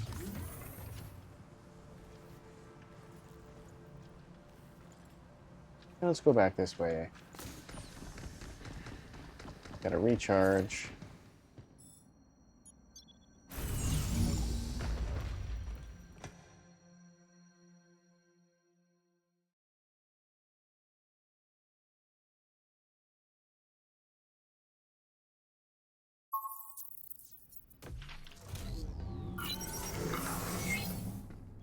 Yay! Your suit's all better now! Hugh, you said later, right? Is now a good time? That was a good time.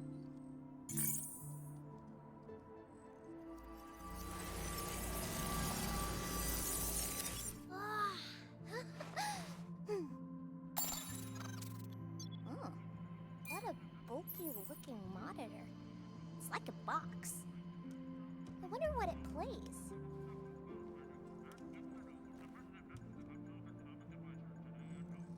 It's hard to stop watching when there's always something on. Yeah, that is the downside of it. Is there anything there? Nope. Full crew there.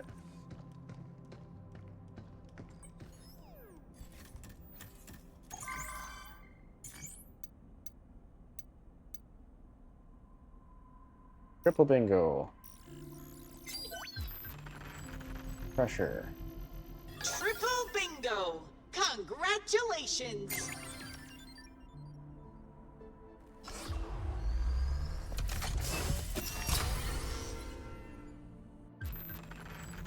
Hacking node that disrupts enemy actuators, temporarily stopping their movements. Repeated use on the same enemy reduces its effectiveness. Passing through multiple nodes of the same type extends its duration. Freeze. This could be good. Yeah, definitely good. Especially coming up on these big motherfuckers. Satisfaction level maximum. Glad we could be of assistance. Ooh, and Oh yeah, that thing. Defense units are a class of weapons designed to overpower opponents. Used skillfully, they can decisively turn a fight, help against tough enemies or obstacles. Performance scales according to upgrade level. Hey, look! So, This yep. terminal has bot data saved in it.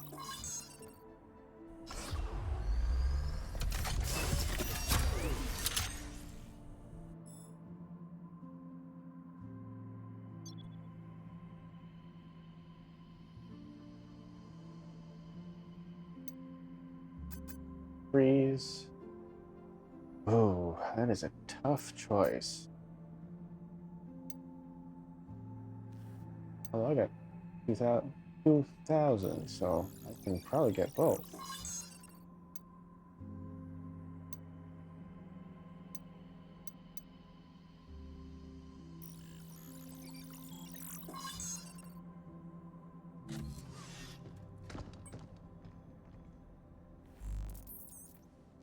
Okay.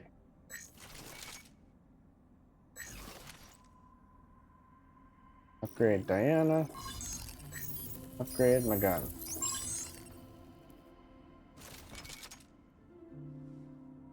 Oh, I gave it a higher stagger rate, not a higher damage rate. I'll take stagger too. Take it all. What do you gotta say? You said Lazo? What's an amusement park? Oh, right. I said I'd tell you about them. They have this thing with a cart you ride up real high, then come crashing back down. And this other thing you ride up in the air and they spin you around in circles and That doesn't sound fun. I don't know. Kids usually go wild for them. Kids sound kind of weird.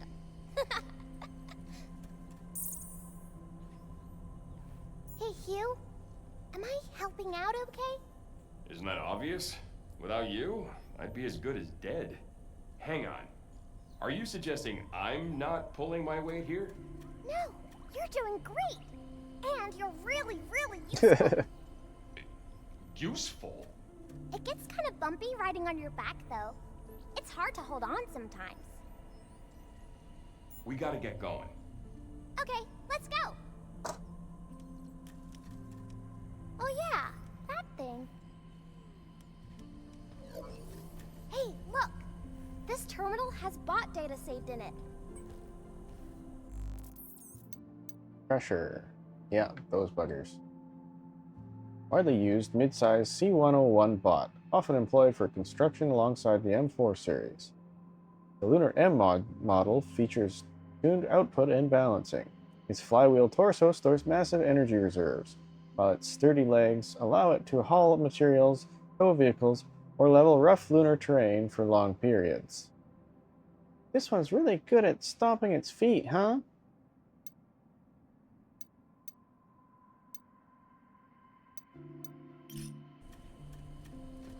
Okay.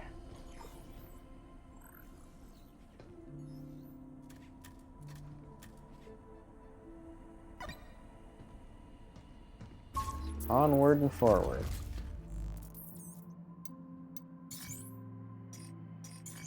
Yes, we are adding the decoy.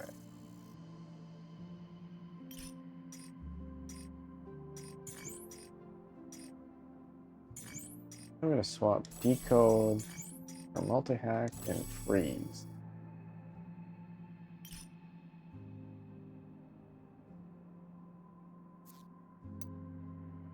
They're good. And let's roll. 3 safe boxes.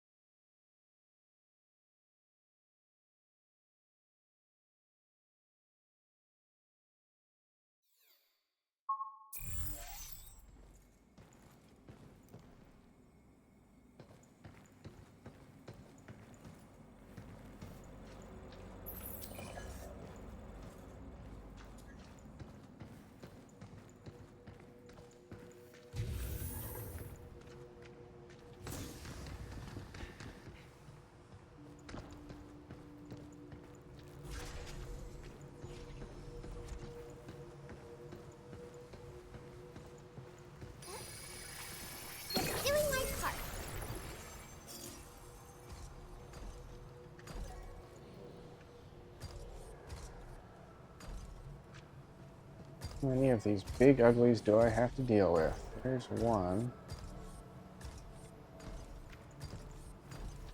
There's two.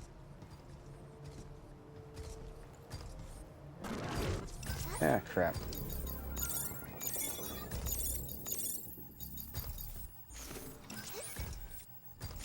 Okay.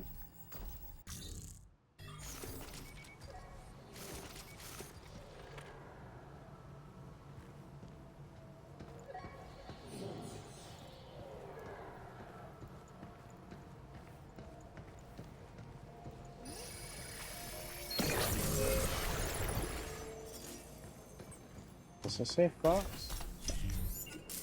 We can use that back at the shelter.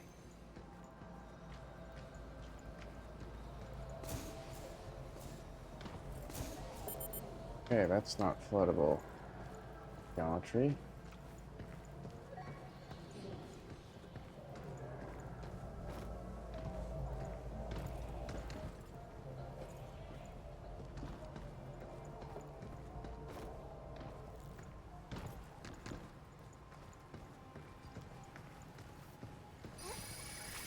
Much better.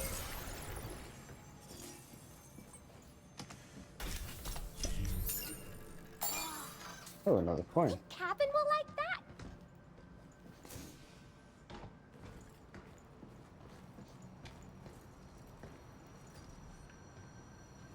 Where did that one go?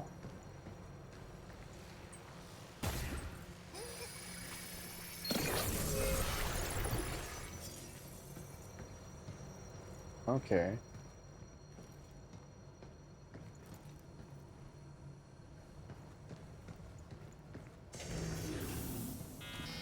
Look out for its targeting sensor. Right on. Overdrive protocol at the ready. Guess it's my turn.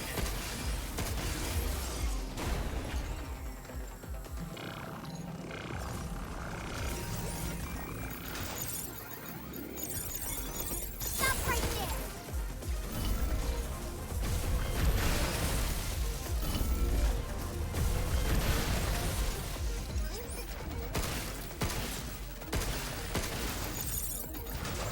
Ow. Be careful. Oh, charge it.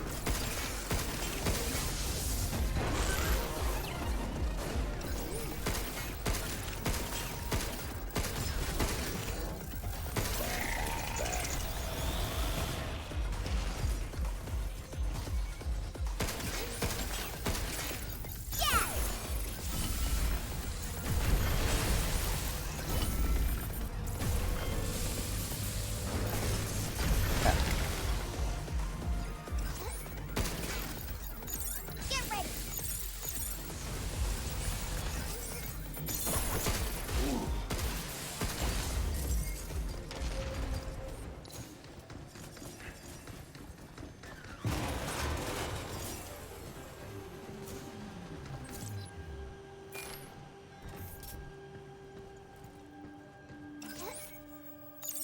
Got it.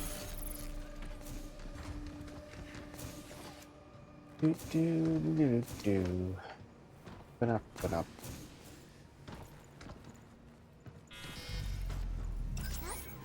Look out for its targeting sensor.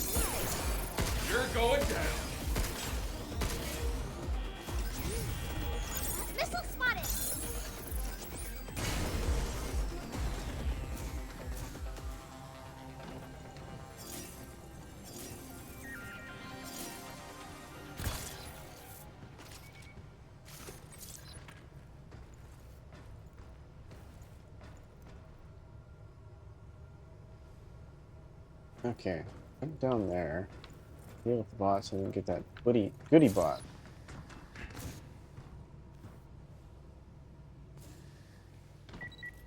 Stop skittering around! Here it comes! Look out! Overdrive protocol, on standby. Yeah. Get ready.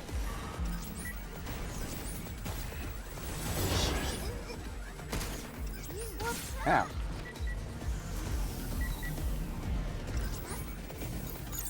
Here it comes! Look out!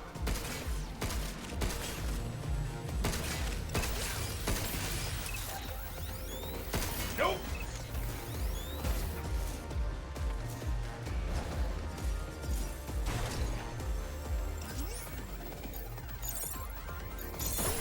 How you like this?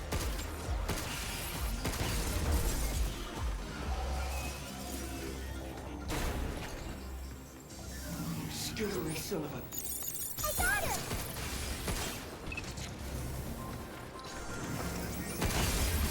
Guess that's that.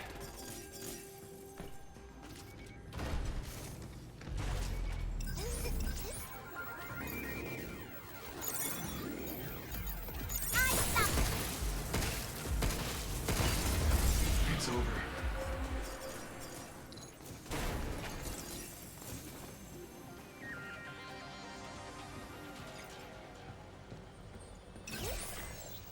Don't let it get away!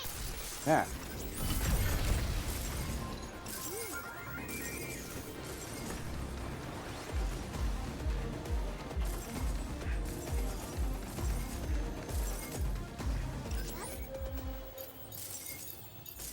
Ah.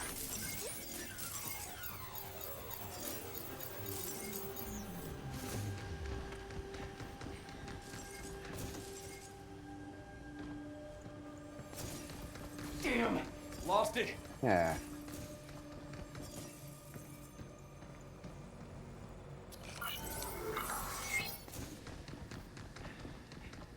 I don't think there was anything more over here.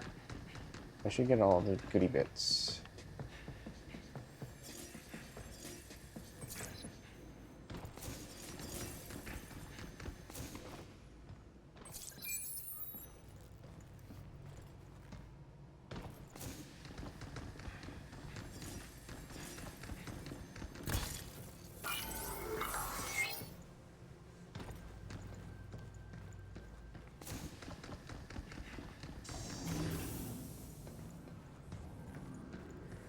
Okay. Time to go through the gate.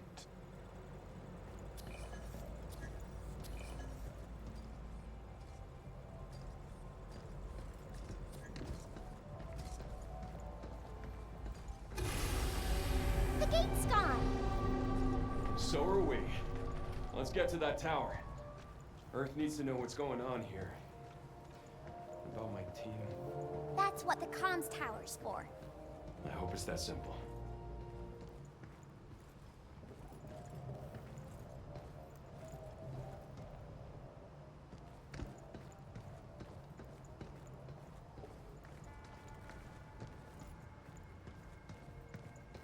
There's an awful lot of drops in here.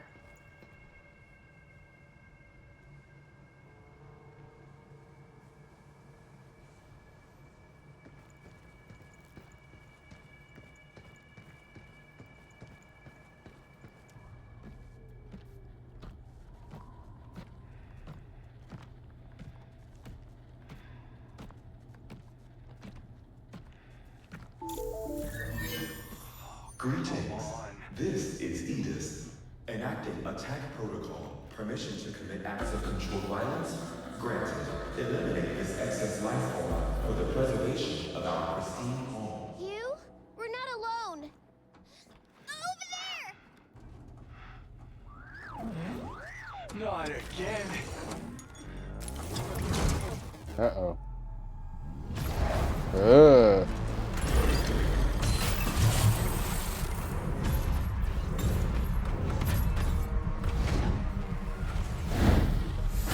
No way.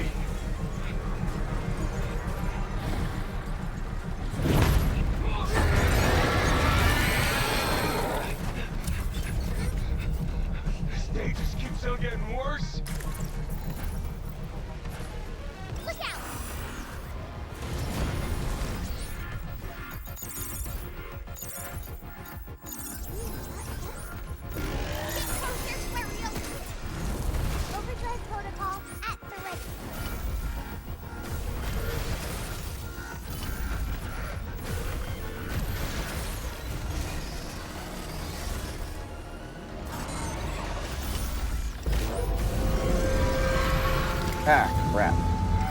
Missed. I got him! Phew!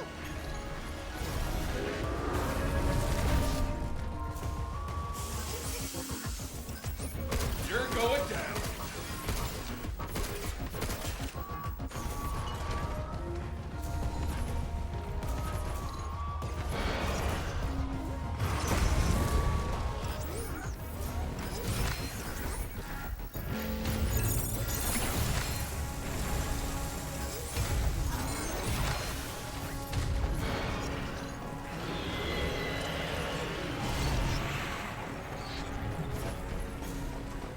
I can't get in!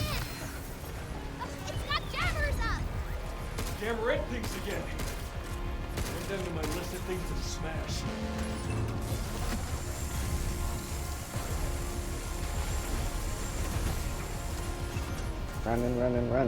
Running over here. Getting hung up on geometry. Look out! Ah, crap. Move. Ah. Shoot its antennas! I can't hack with its antennas up! Check the front for antennas!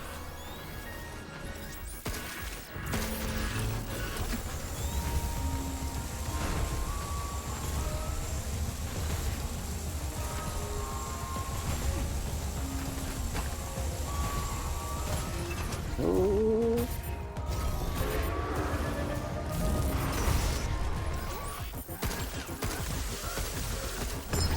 There. Get closer to where we opened it!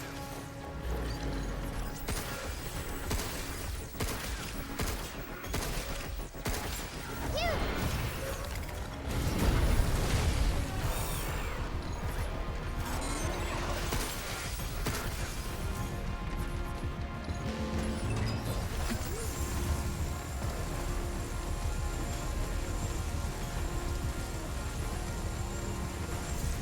Scoop that up.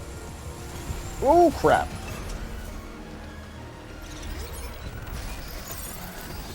Right on.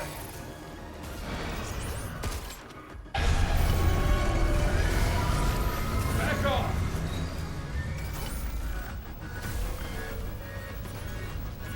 Move, Hugh!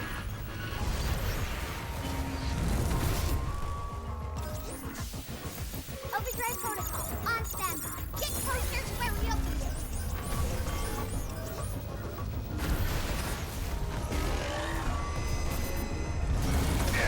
Ah.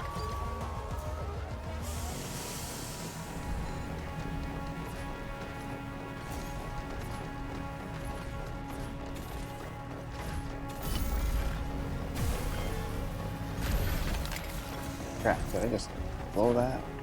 Phew!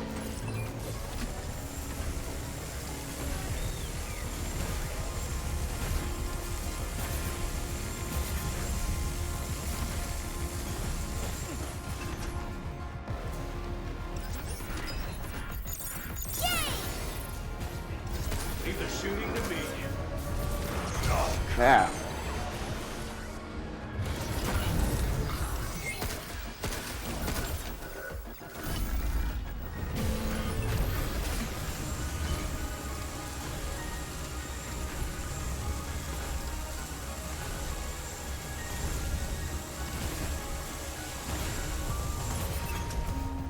Overdrive protocol, initiate.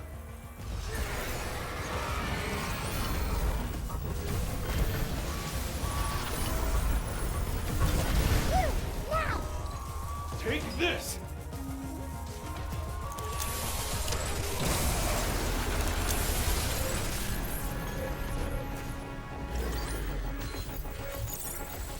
Get closer to where we opened it.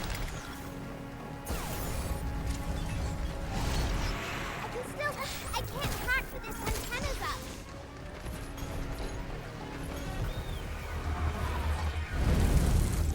Oh, fuck. Watch out! It's trying something new. Yeah.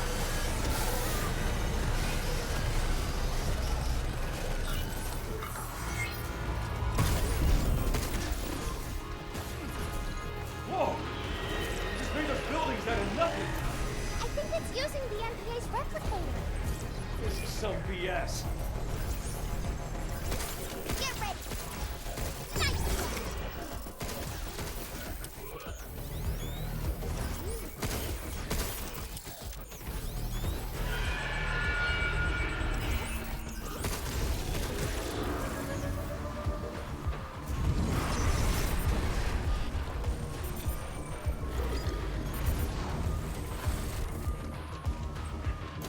I can still sense an antenna somewhere.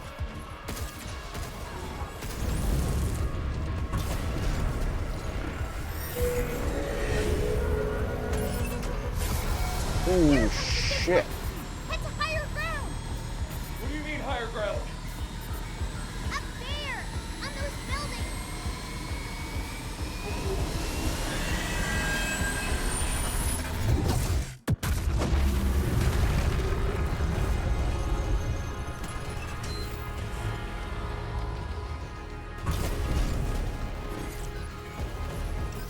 Life's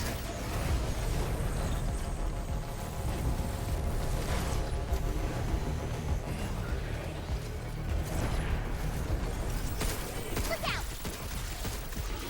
Nice one. It still has a jammer on its rear side.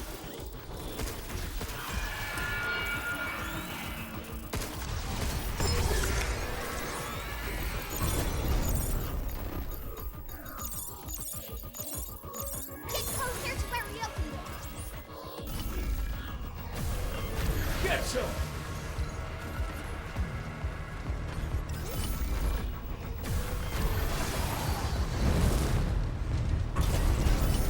We gotta move fast.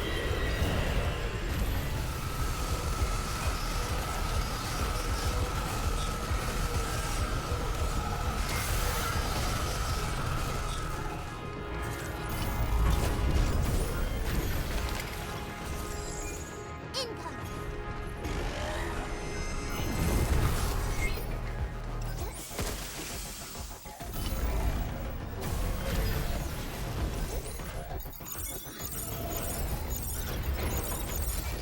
Shoot out! Leave the shooting to me. It's spreading something on the ground.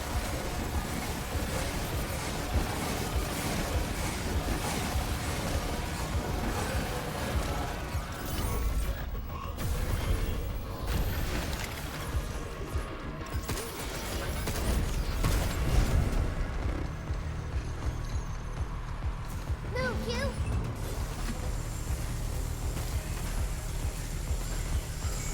Might be safer up on those buildings. Yeah. Come on, get up, get up, get up, get up.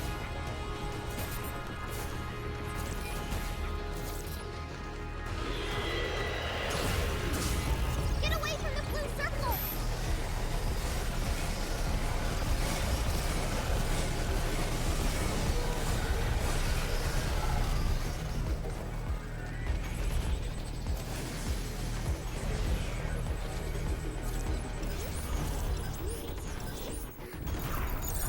Get ready.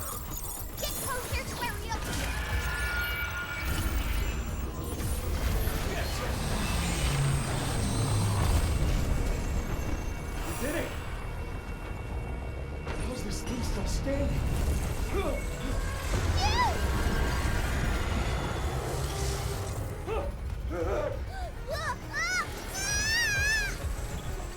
You okay?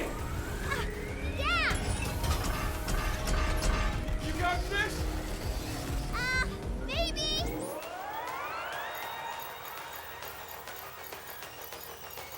Accessing local control matrix. Initiative.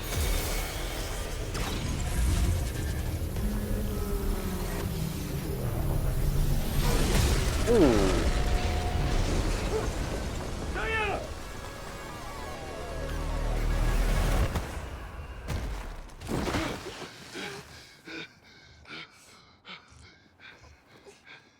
You all right?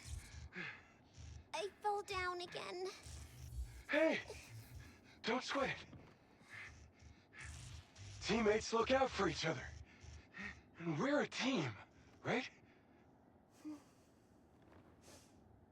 The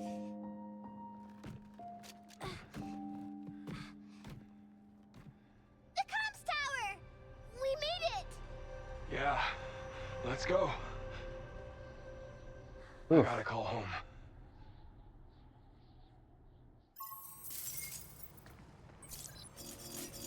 That was big. That was rough. I hope this comes with a hot tub. We can do more things at the shelter now. Yeah, but first, I gotta get in touch with Earth.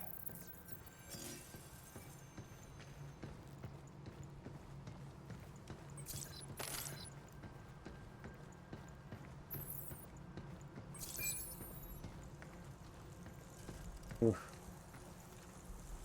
Oh, hell.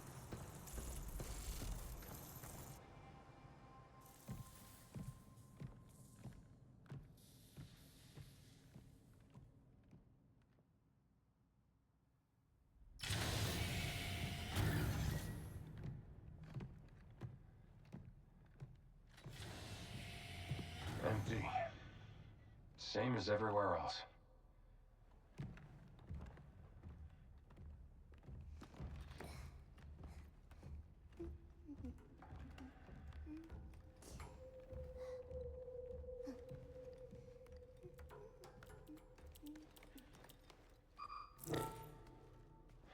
Man, eat us again. I can't do anything.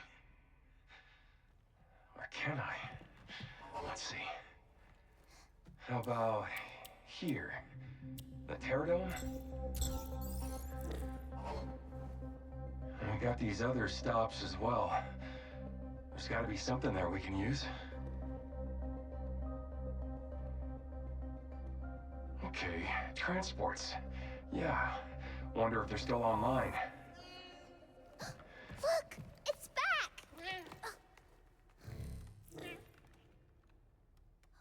Can you hear me? Please respond. Yeah. The heck? Oh, I'm so glad I found you. Who are you? It's me, 8. 8. I've borrowed this little one to contact you. It's good we found each other. You're a survivor? Yes, I was caught in the moonquake, and I'm trapped here. There's no way out. I can't even move. You have to help me.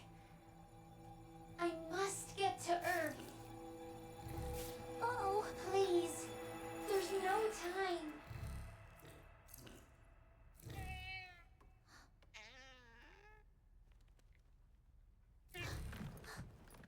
Wait! Hey! It's like she knew you. You two met? I don't know, but she needs us.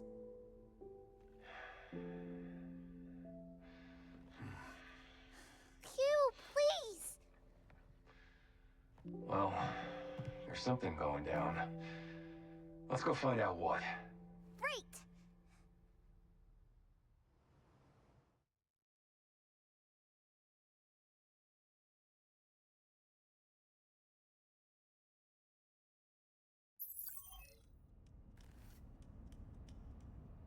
A new destination has been added to the tram line. The Terradome is now accessible.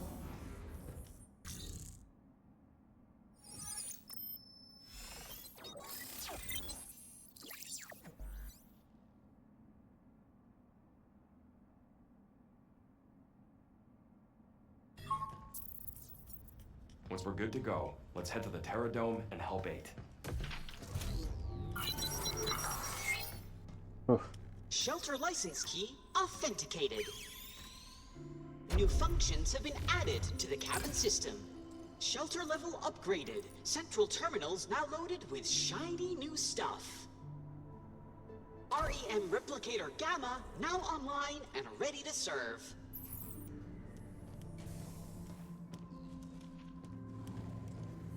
New York, even big bots don't stand a chance when we work together. Looks like we're getting the hang of this. All right, let's head to the Terradome. Yeah, to find 8. Do you think she's okay? She sounded in trouble. She probably is I don't trouble. know. Guess we'll find out when we get there. Diana, how you holding up? Well, a quick scan shows all my systems are operating normally. So I guess you're doing okay.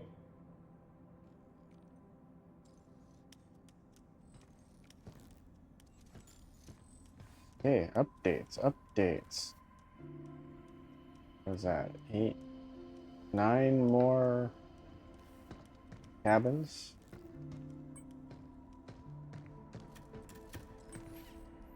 Synchronizing new functions. Initiating long-awaited module, Training Simulations. Hop into the sim pod to engage in a curated collection of challenges. Complete them to receive cabin coins. We even have a new stamp board available for your enjoyment. Try our training sims. They're less lethal than the real thing. Do I have to? I guess so. Target area in 90 seconds. Target area, destroy all storage boxes, complete within 60 seconds. I mean, if guess we gotta. Let's stamp board 2.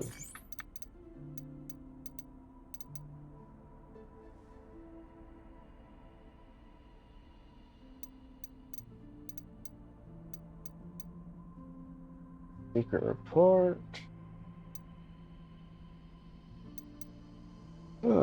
Expose. Unit printer will generate the expose hacking. This node exploits security vulnerabilities, dealing critical damage in the following follow-up hack, and making the target easier to stagger. Ooh. Unit printer will generate the drone hive defense unit. It will deploy drones around you and automatically counterattack. That sounds handy.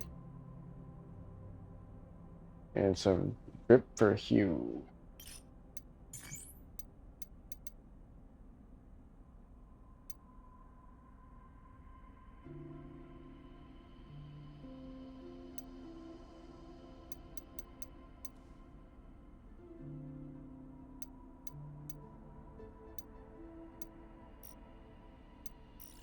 Yeah, let's go with it. Oh, okay. An impeccable choice.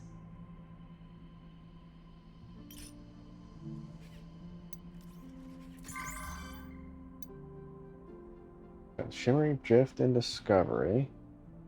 Collect 7 signal data in 60 seconds. One shot would kill. Beat enemies with weapons. Beat in 80 seconds. Red flash. Survive for 50 seconds.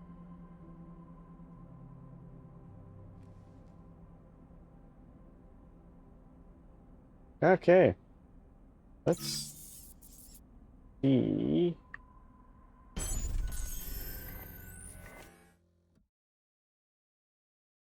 So I can't dodge.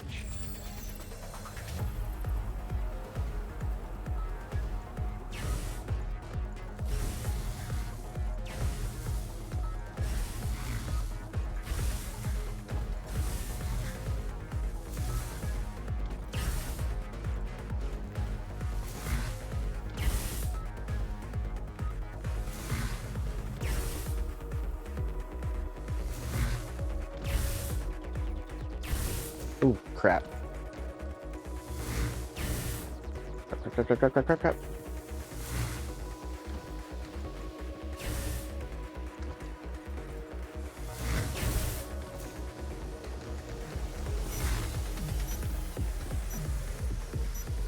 Oh, shit.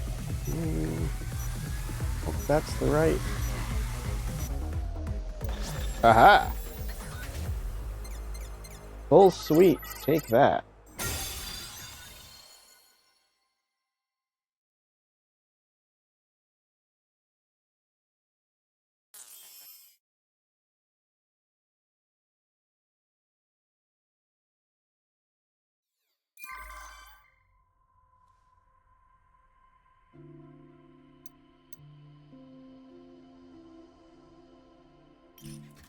Okay. Let's finish this up.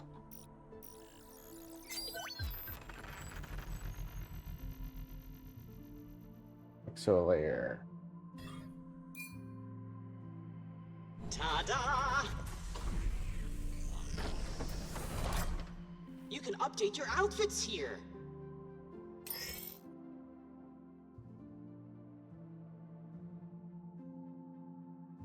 Okay. Complete. Wonderful.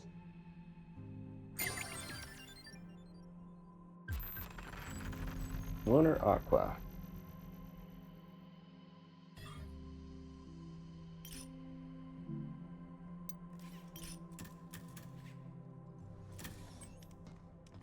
Ah, there it is. Whoa. It's a sim pod. Let's try it out.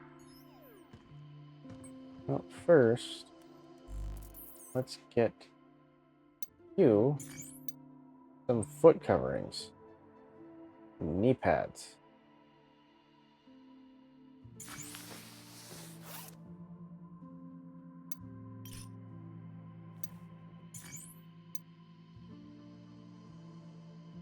Okay, I gotta say, that looks thick.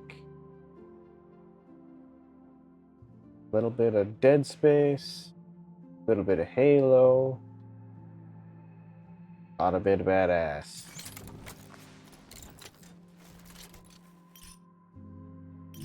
How do I look? Hey, not bad at all.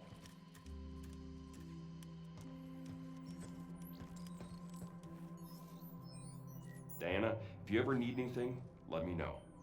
Neat. All I really need to function is a power source. Aside from that, Okay, what other goodies do we got?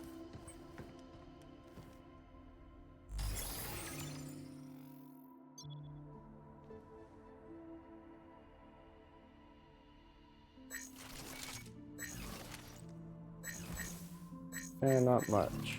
I want to save up.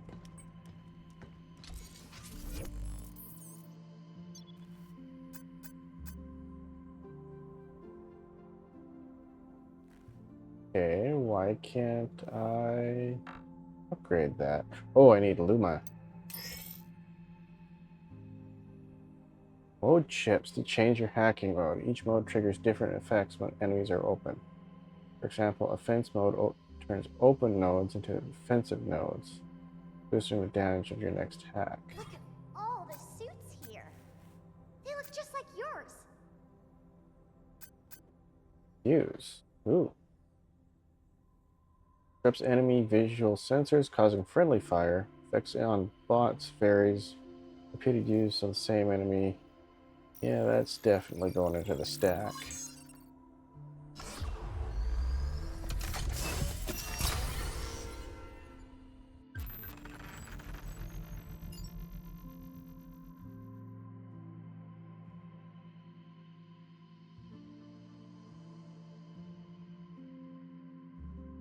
Yeah.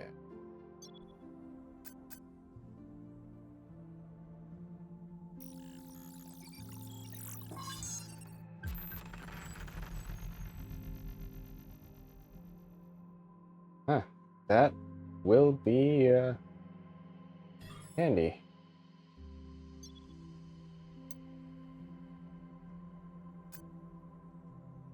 Bot scan. When an enemy is open, perform a scan with X to reveal enemy weak points. Object scan. Reveal nearby items. Yes, please.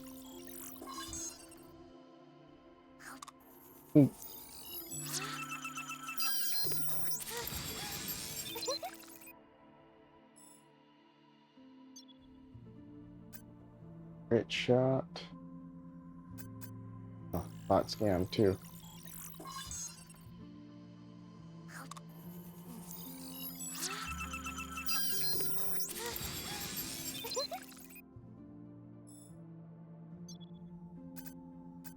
EC thrusters, emergent control thrusters. When knocked back by an enemy attack, press our right bumper at the right moment to regain footing. that would be handy.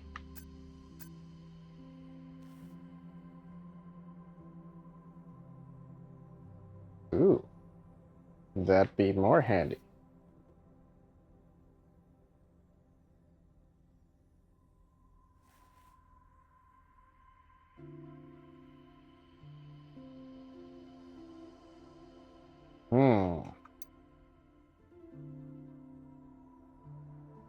More mod slots, more thrusters, your hacking gauge.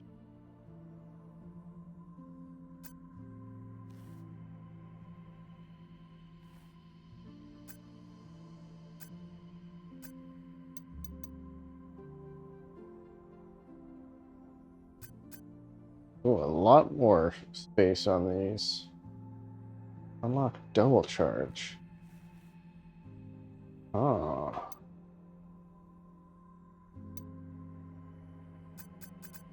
More critical shot. Come on. No spawn rate more. I should probably put some into the hacking gauge. Because auto hacking definitely looks like it'd be a good thing.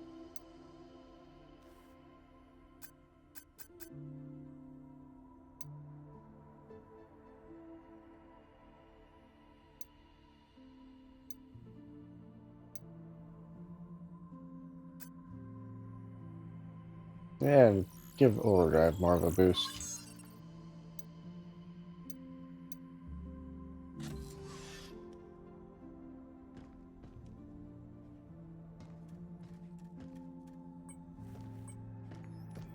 Well, that was one boss fight is probably good enough. Let's go get her out of there. So let's completely ignore. Okay.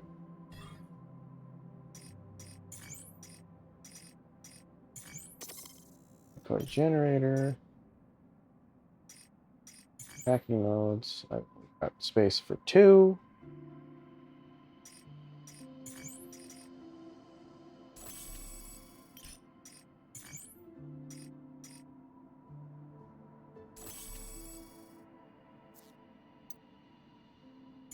So I got room for 3 mods.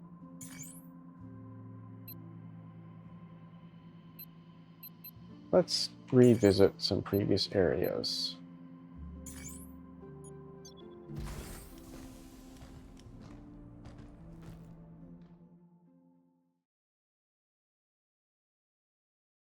Now we've got a scanner to find the goodies.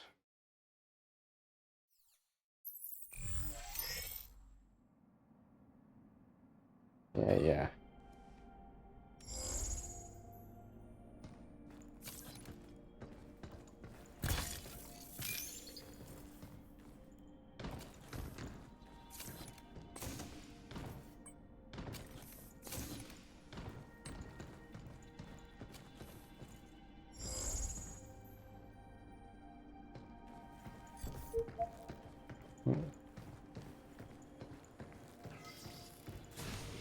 Oh, crap.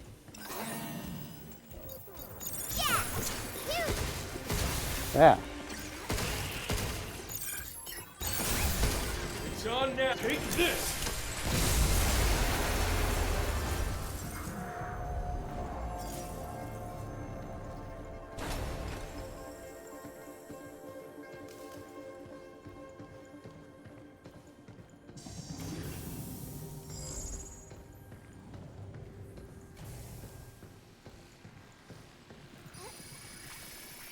Better.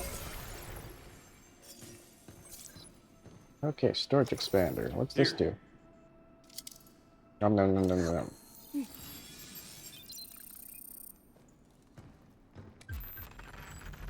Expand the upper limit of Diana's hacking gauge. Okay.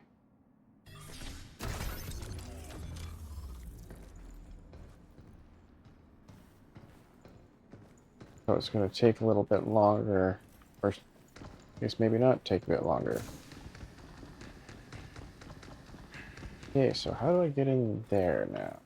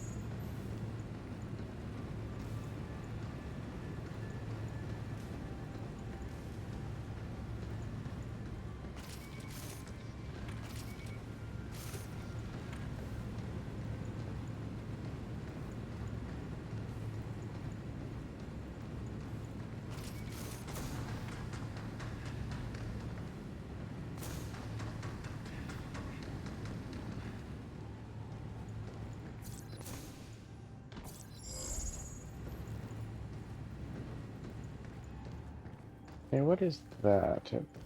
30. Is that the,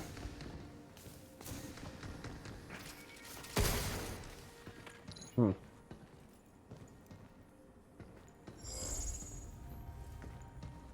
it's the tram.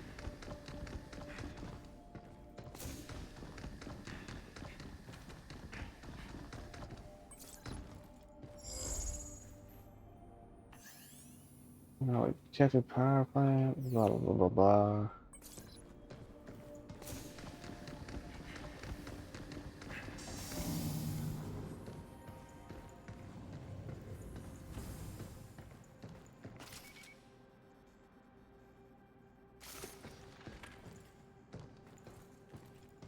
There must be a way of getting in there from the back.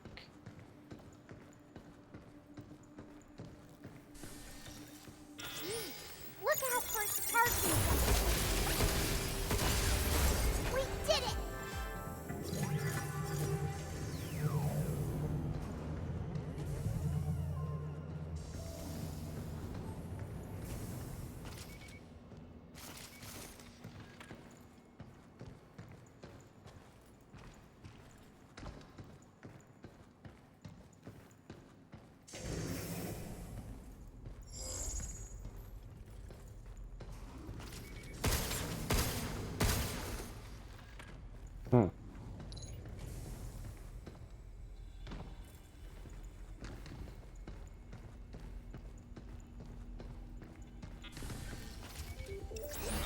Be careful! Yay! Nope.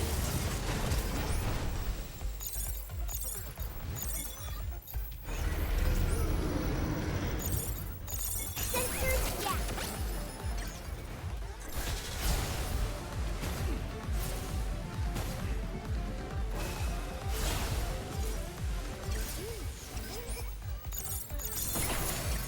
How you like this?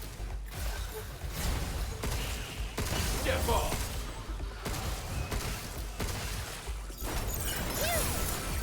Check. Take this.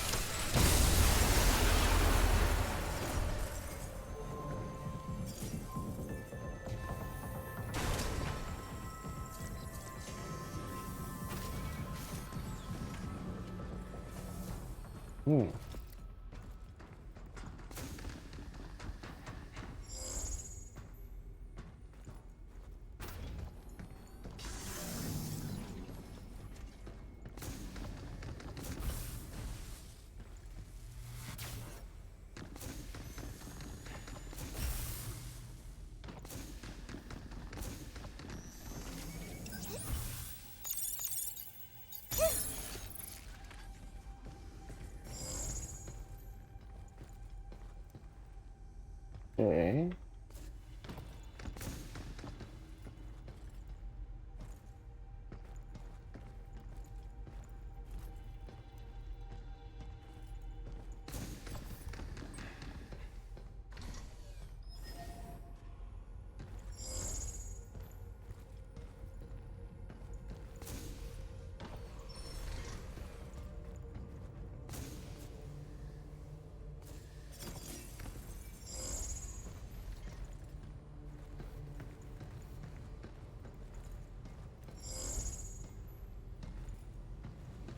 Oh.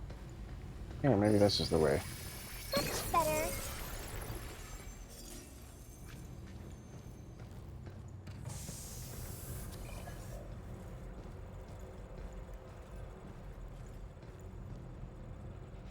Yeah, this is gonna be a fight.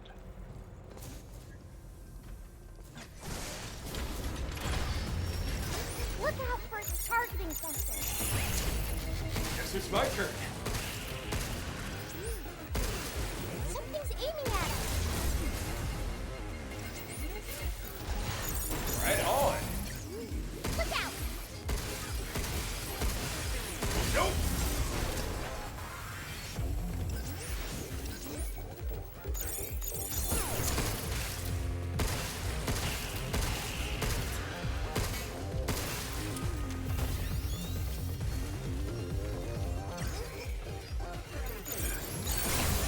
It's on now. Take this.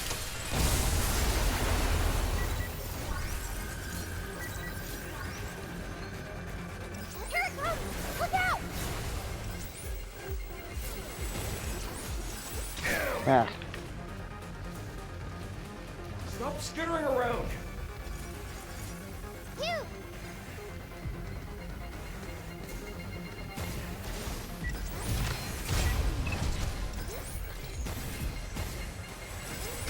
Ah.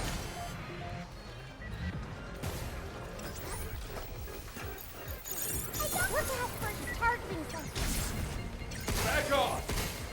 Here it comes! Look out! Something's aiming at us. Ah, crap. You? You!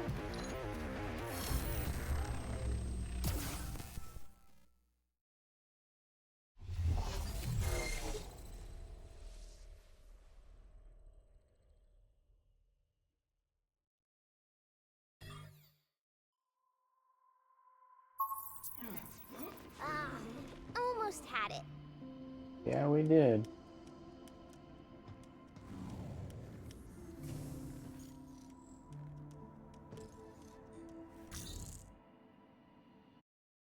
How close to all? We almost had it.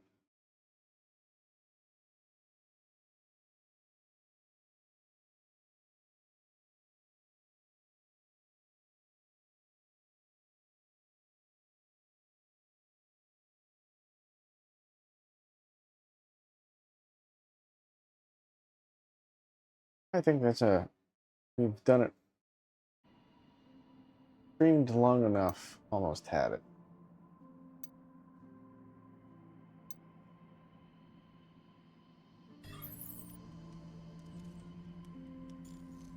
Okay, I think I'm going to call that the night. Based on this. Oh, maybe a little bit more to upgrade.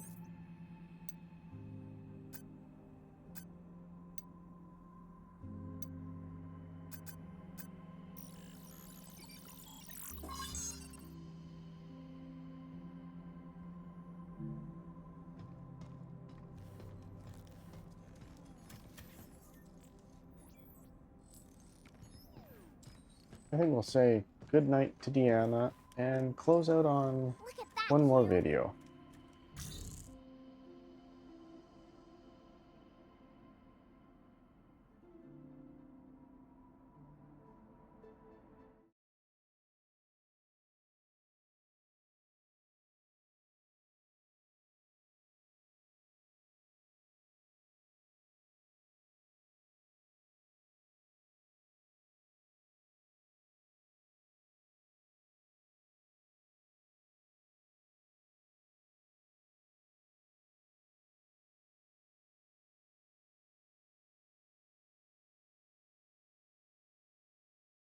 And off on a old YouTube obscure, sort of obscure skit.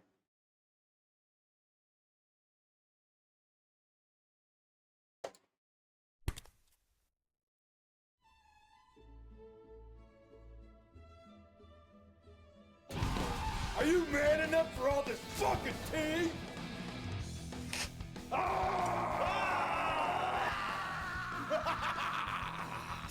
Tea! So many different uses and remedies from so many different teas! Antioxidant! Chamomile! Relaxing!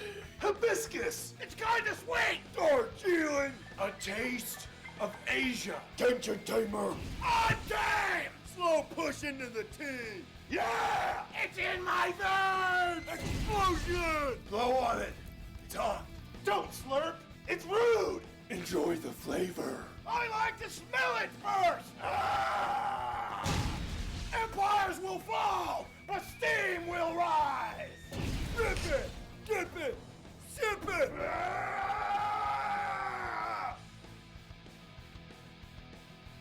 Personally, I prefer a lager to a pilsner instead of just plain draft. I would not.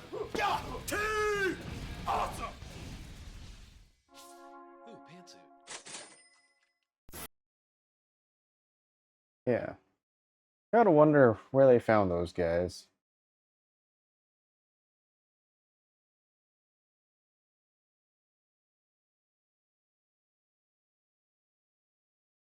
Sure don't make YouTube shorts like they used to, that's for sure. And with that, I shall bid everyone a good night. You can find the expired VODs on my YouTube channel at MachinistM at youtube.com. Also started throwing up some shorts. And everybody have a good night. See you on next Thursday at 8 p.m. Pacific. And possibly before that. Everybody have a good night.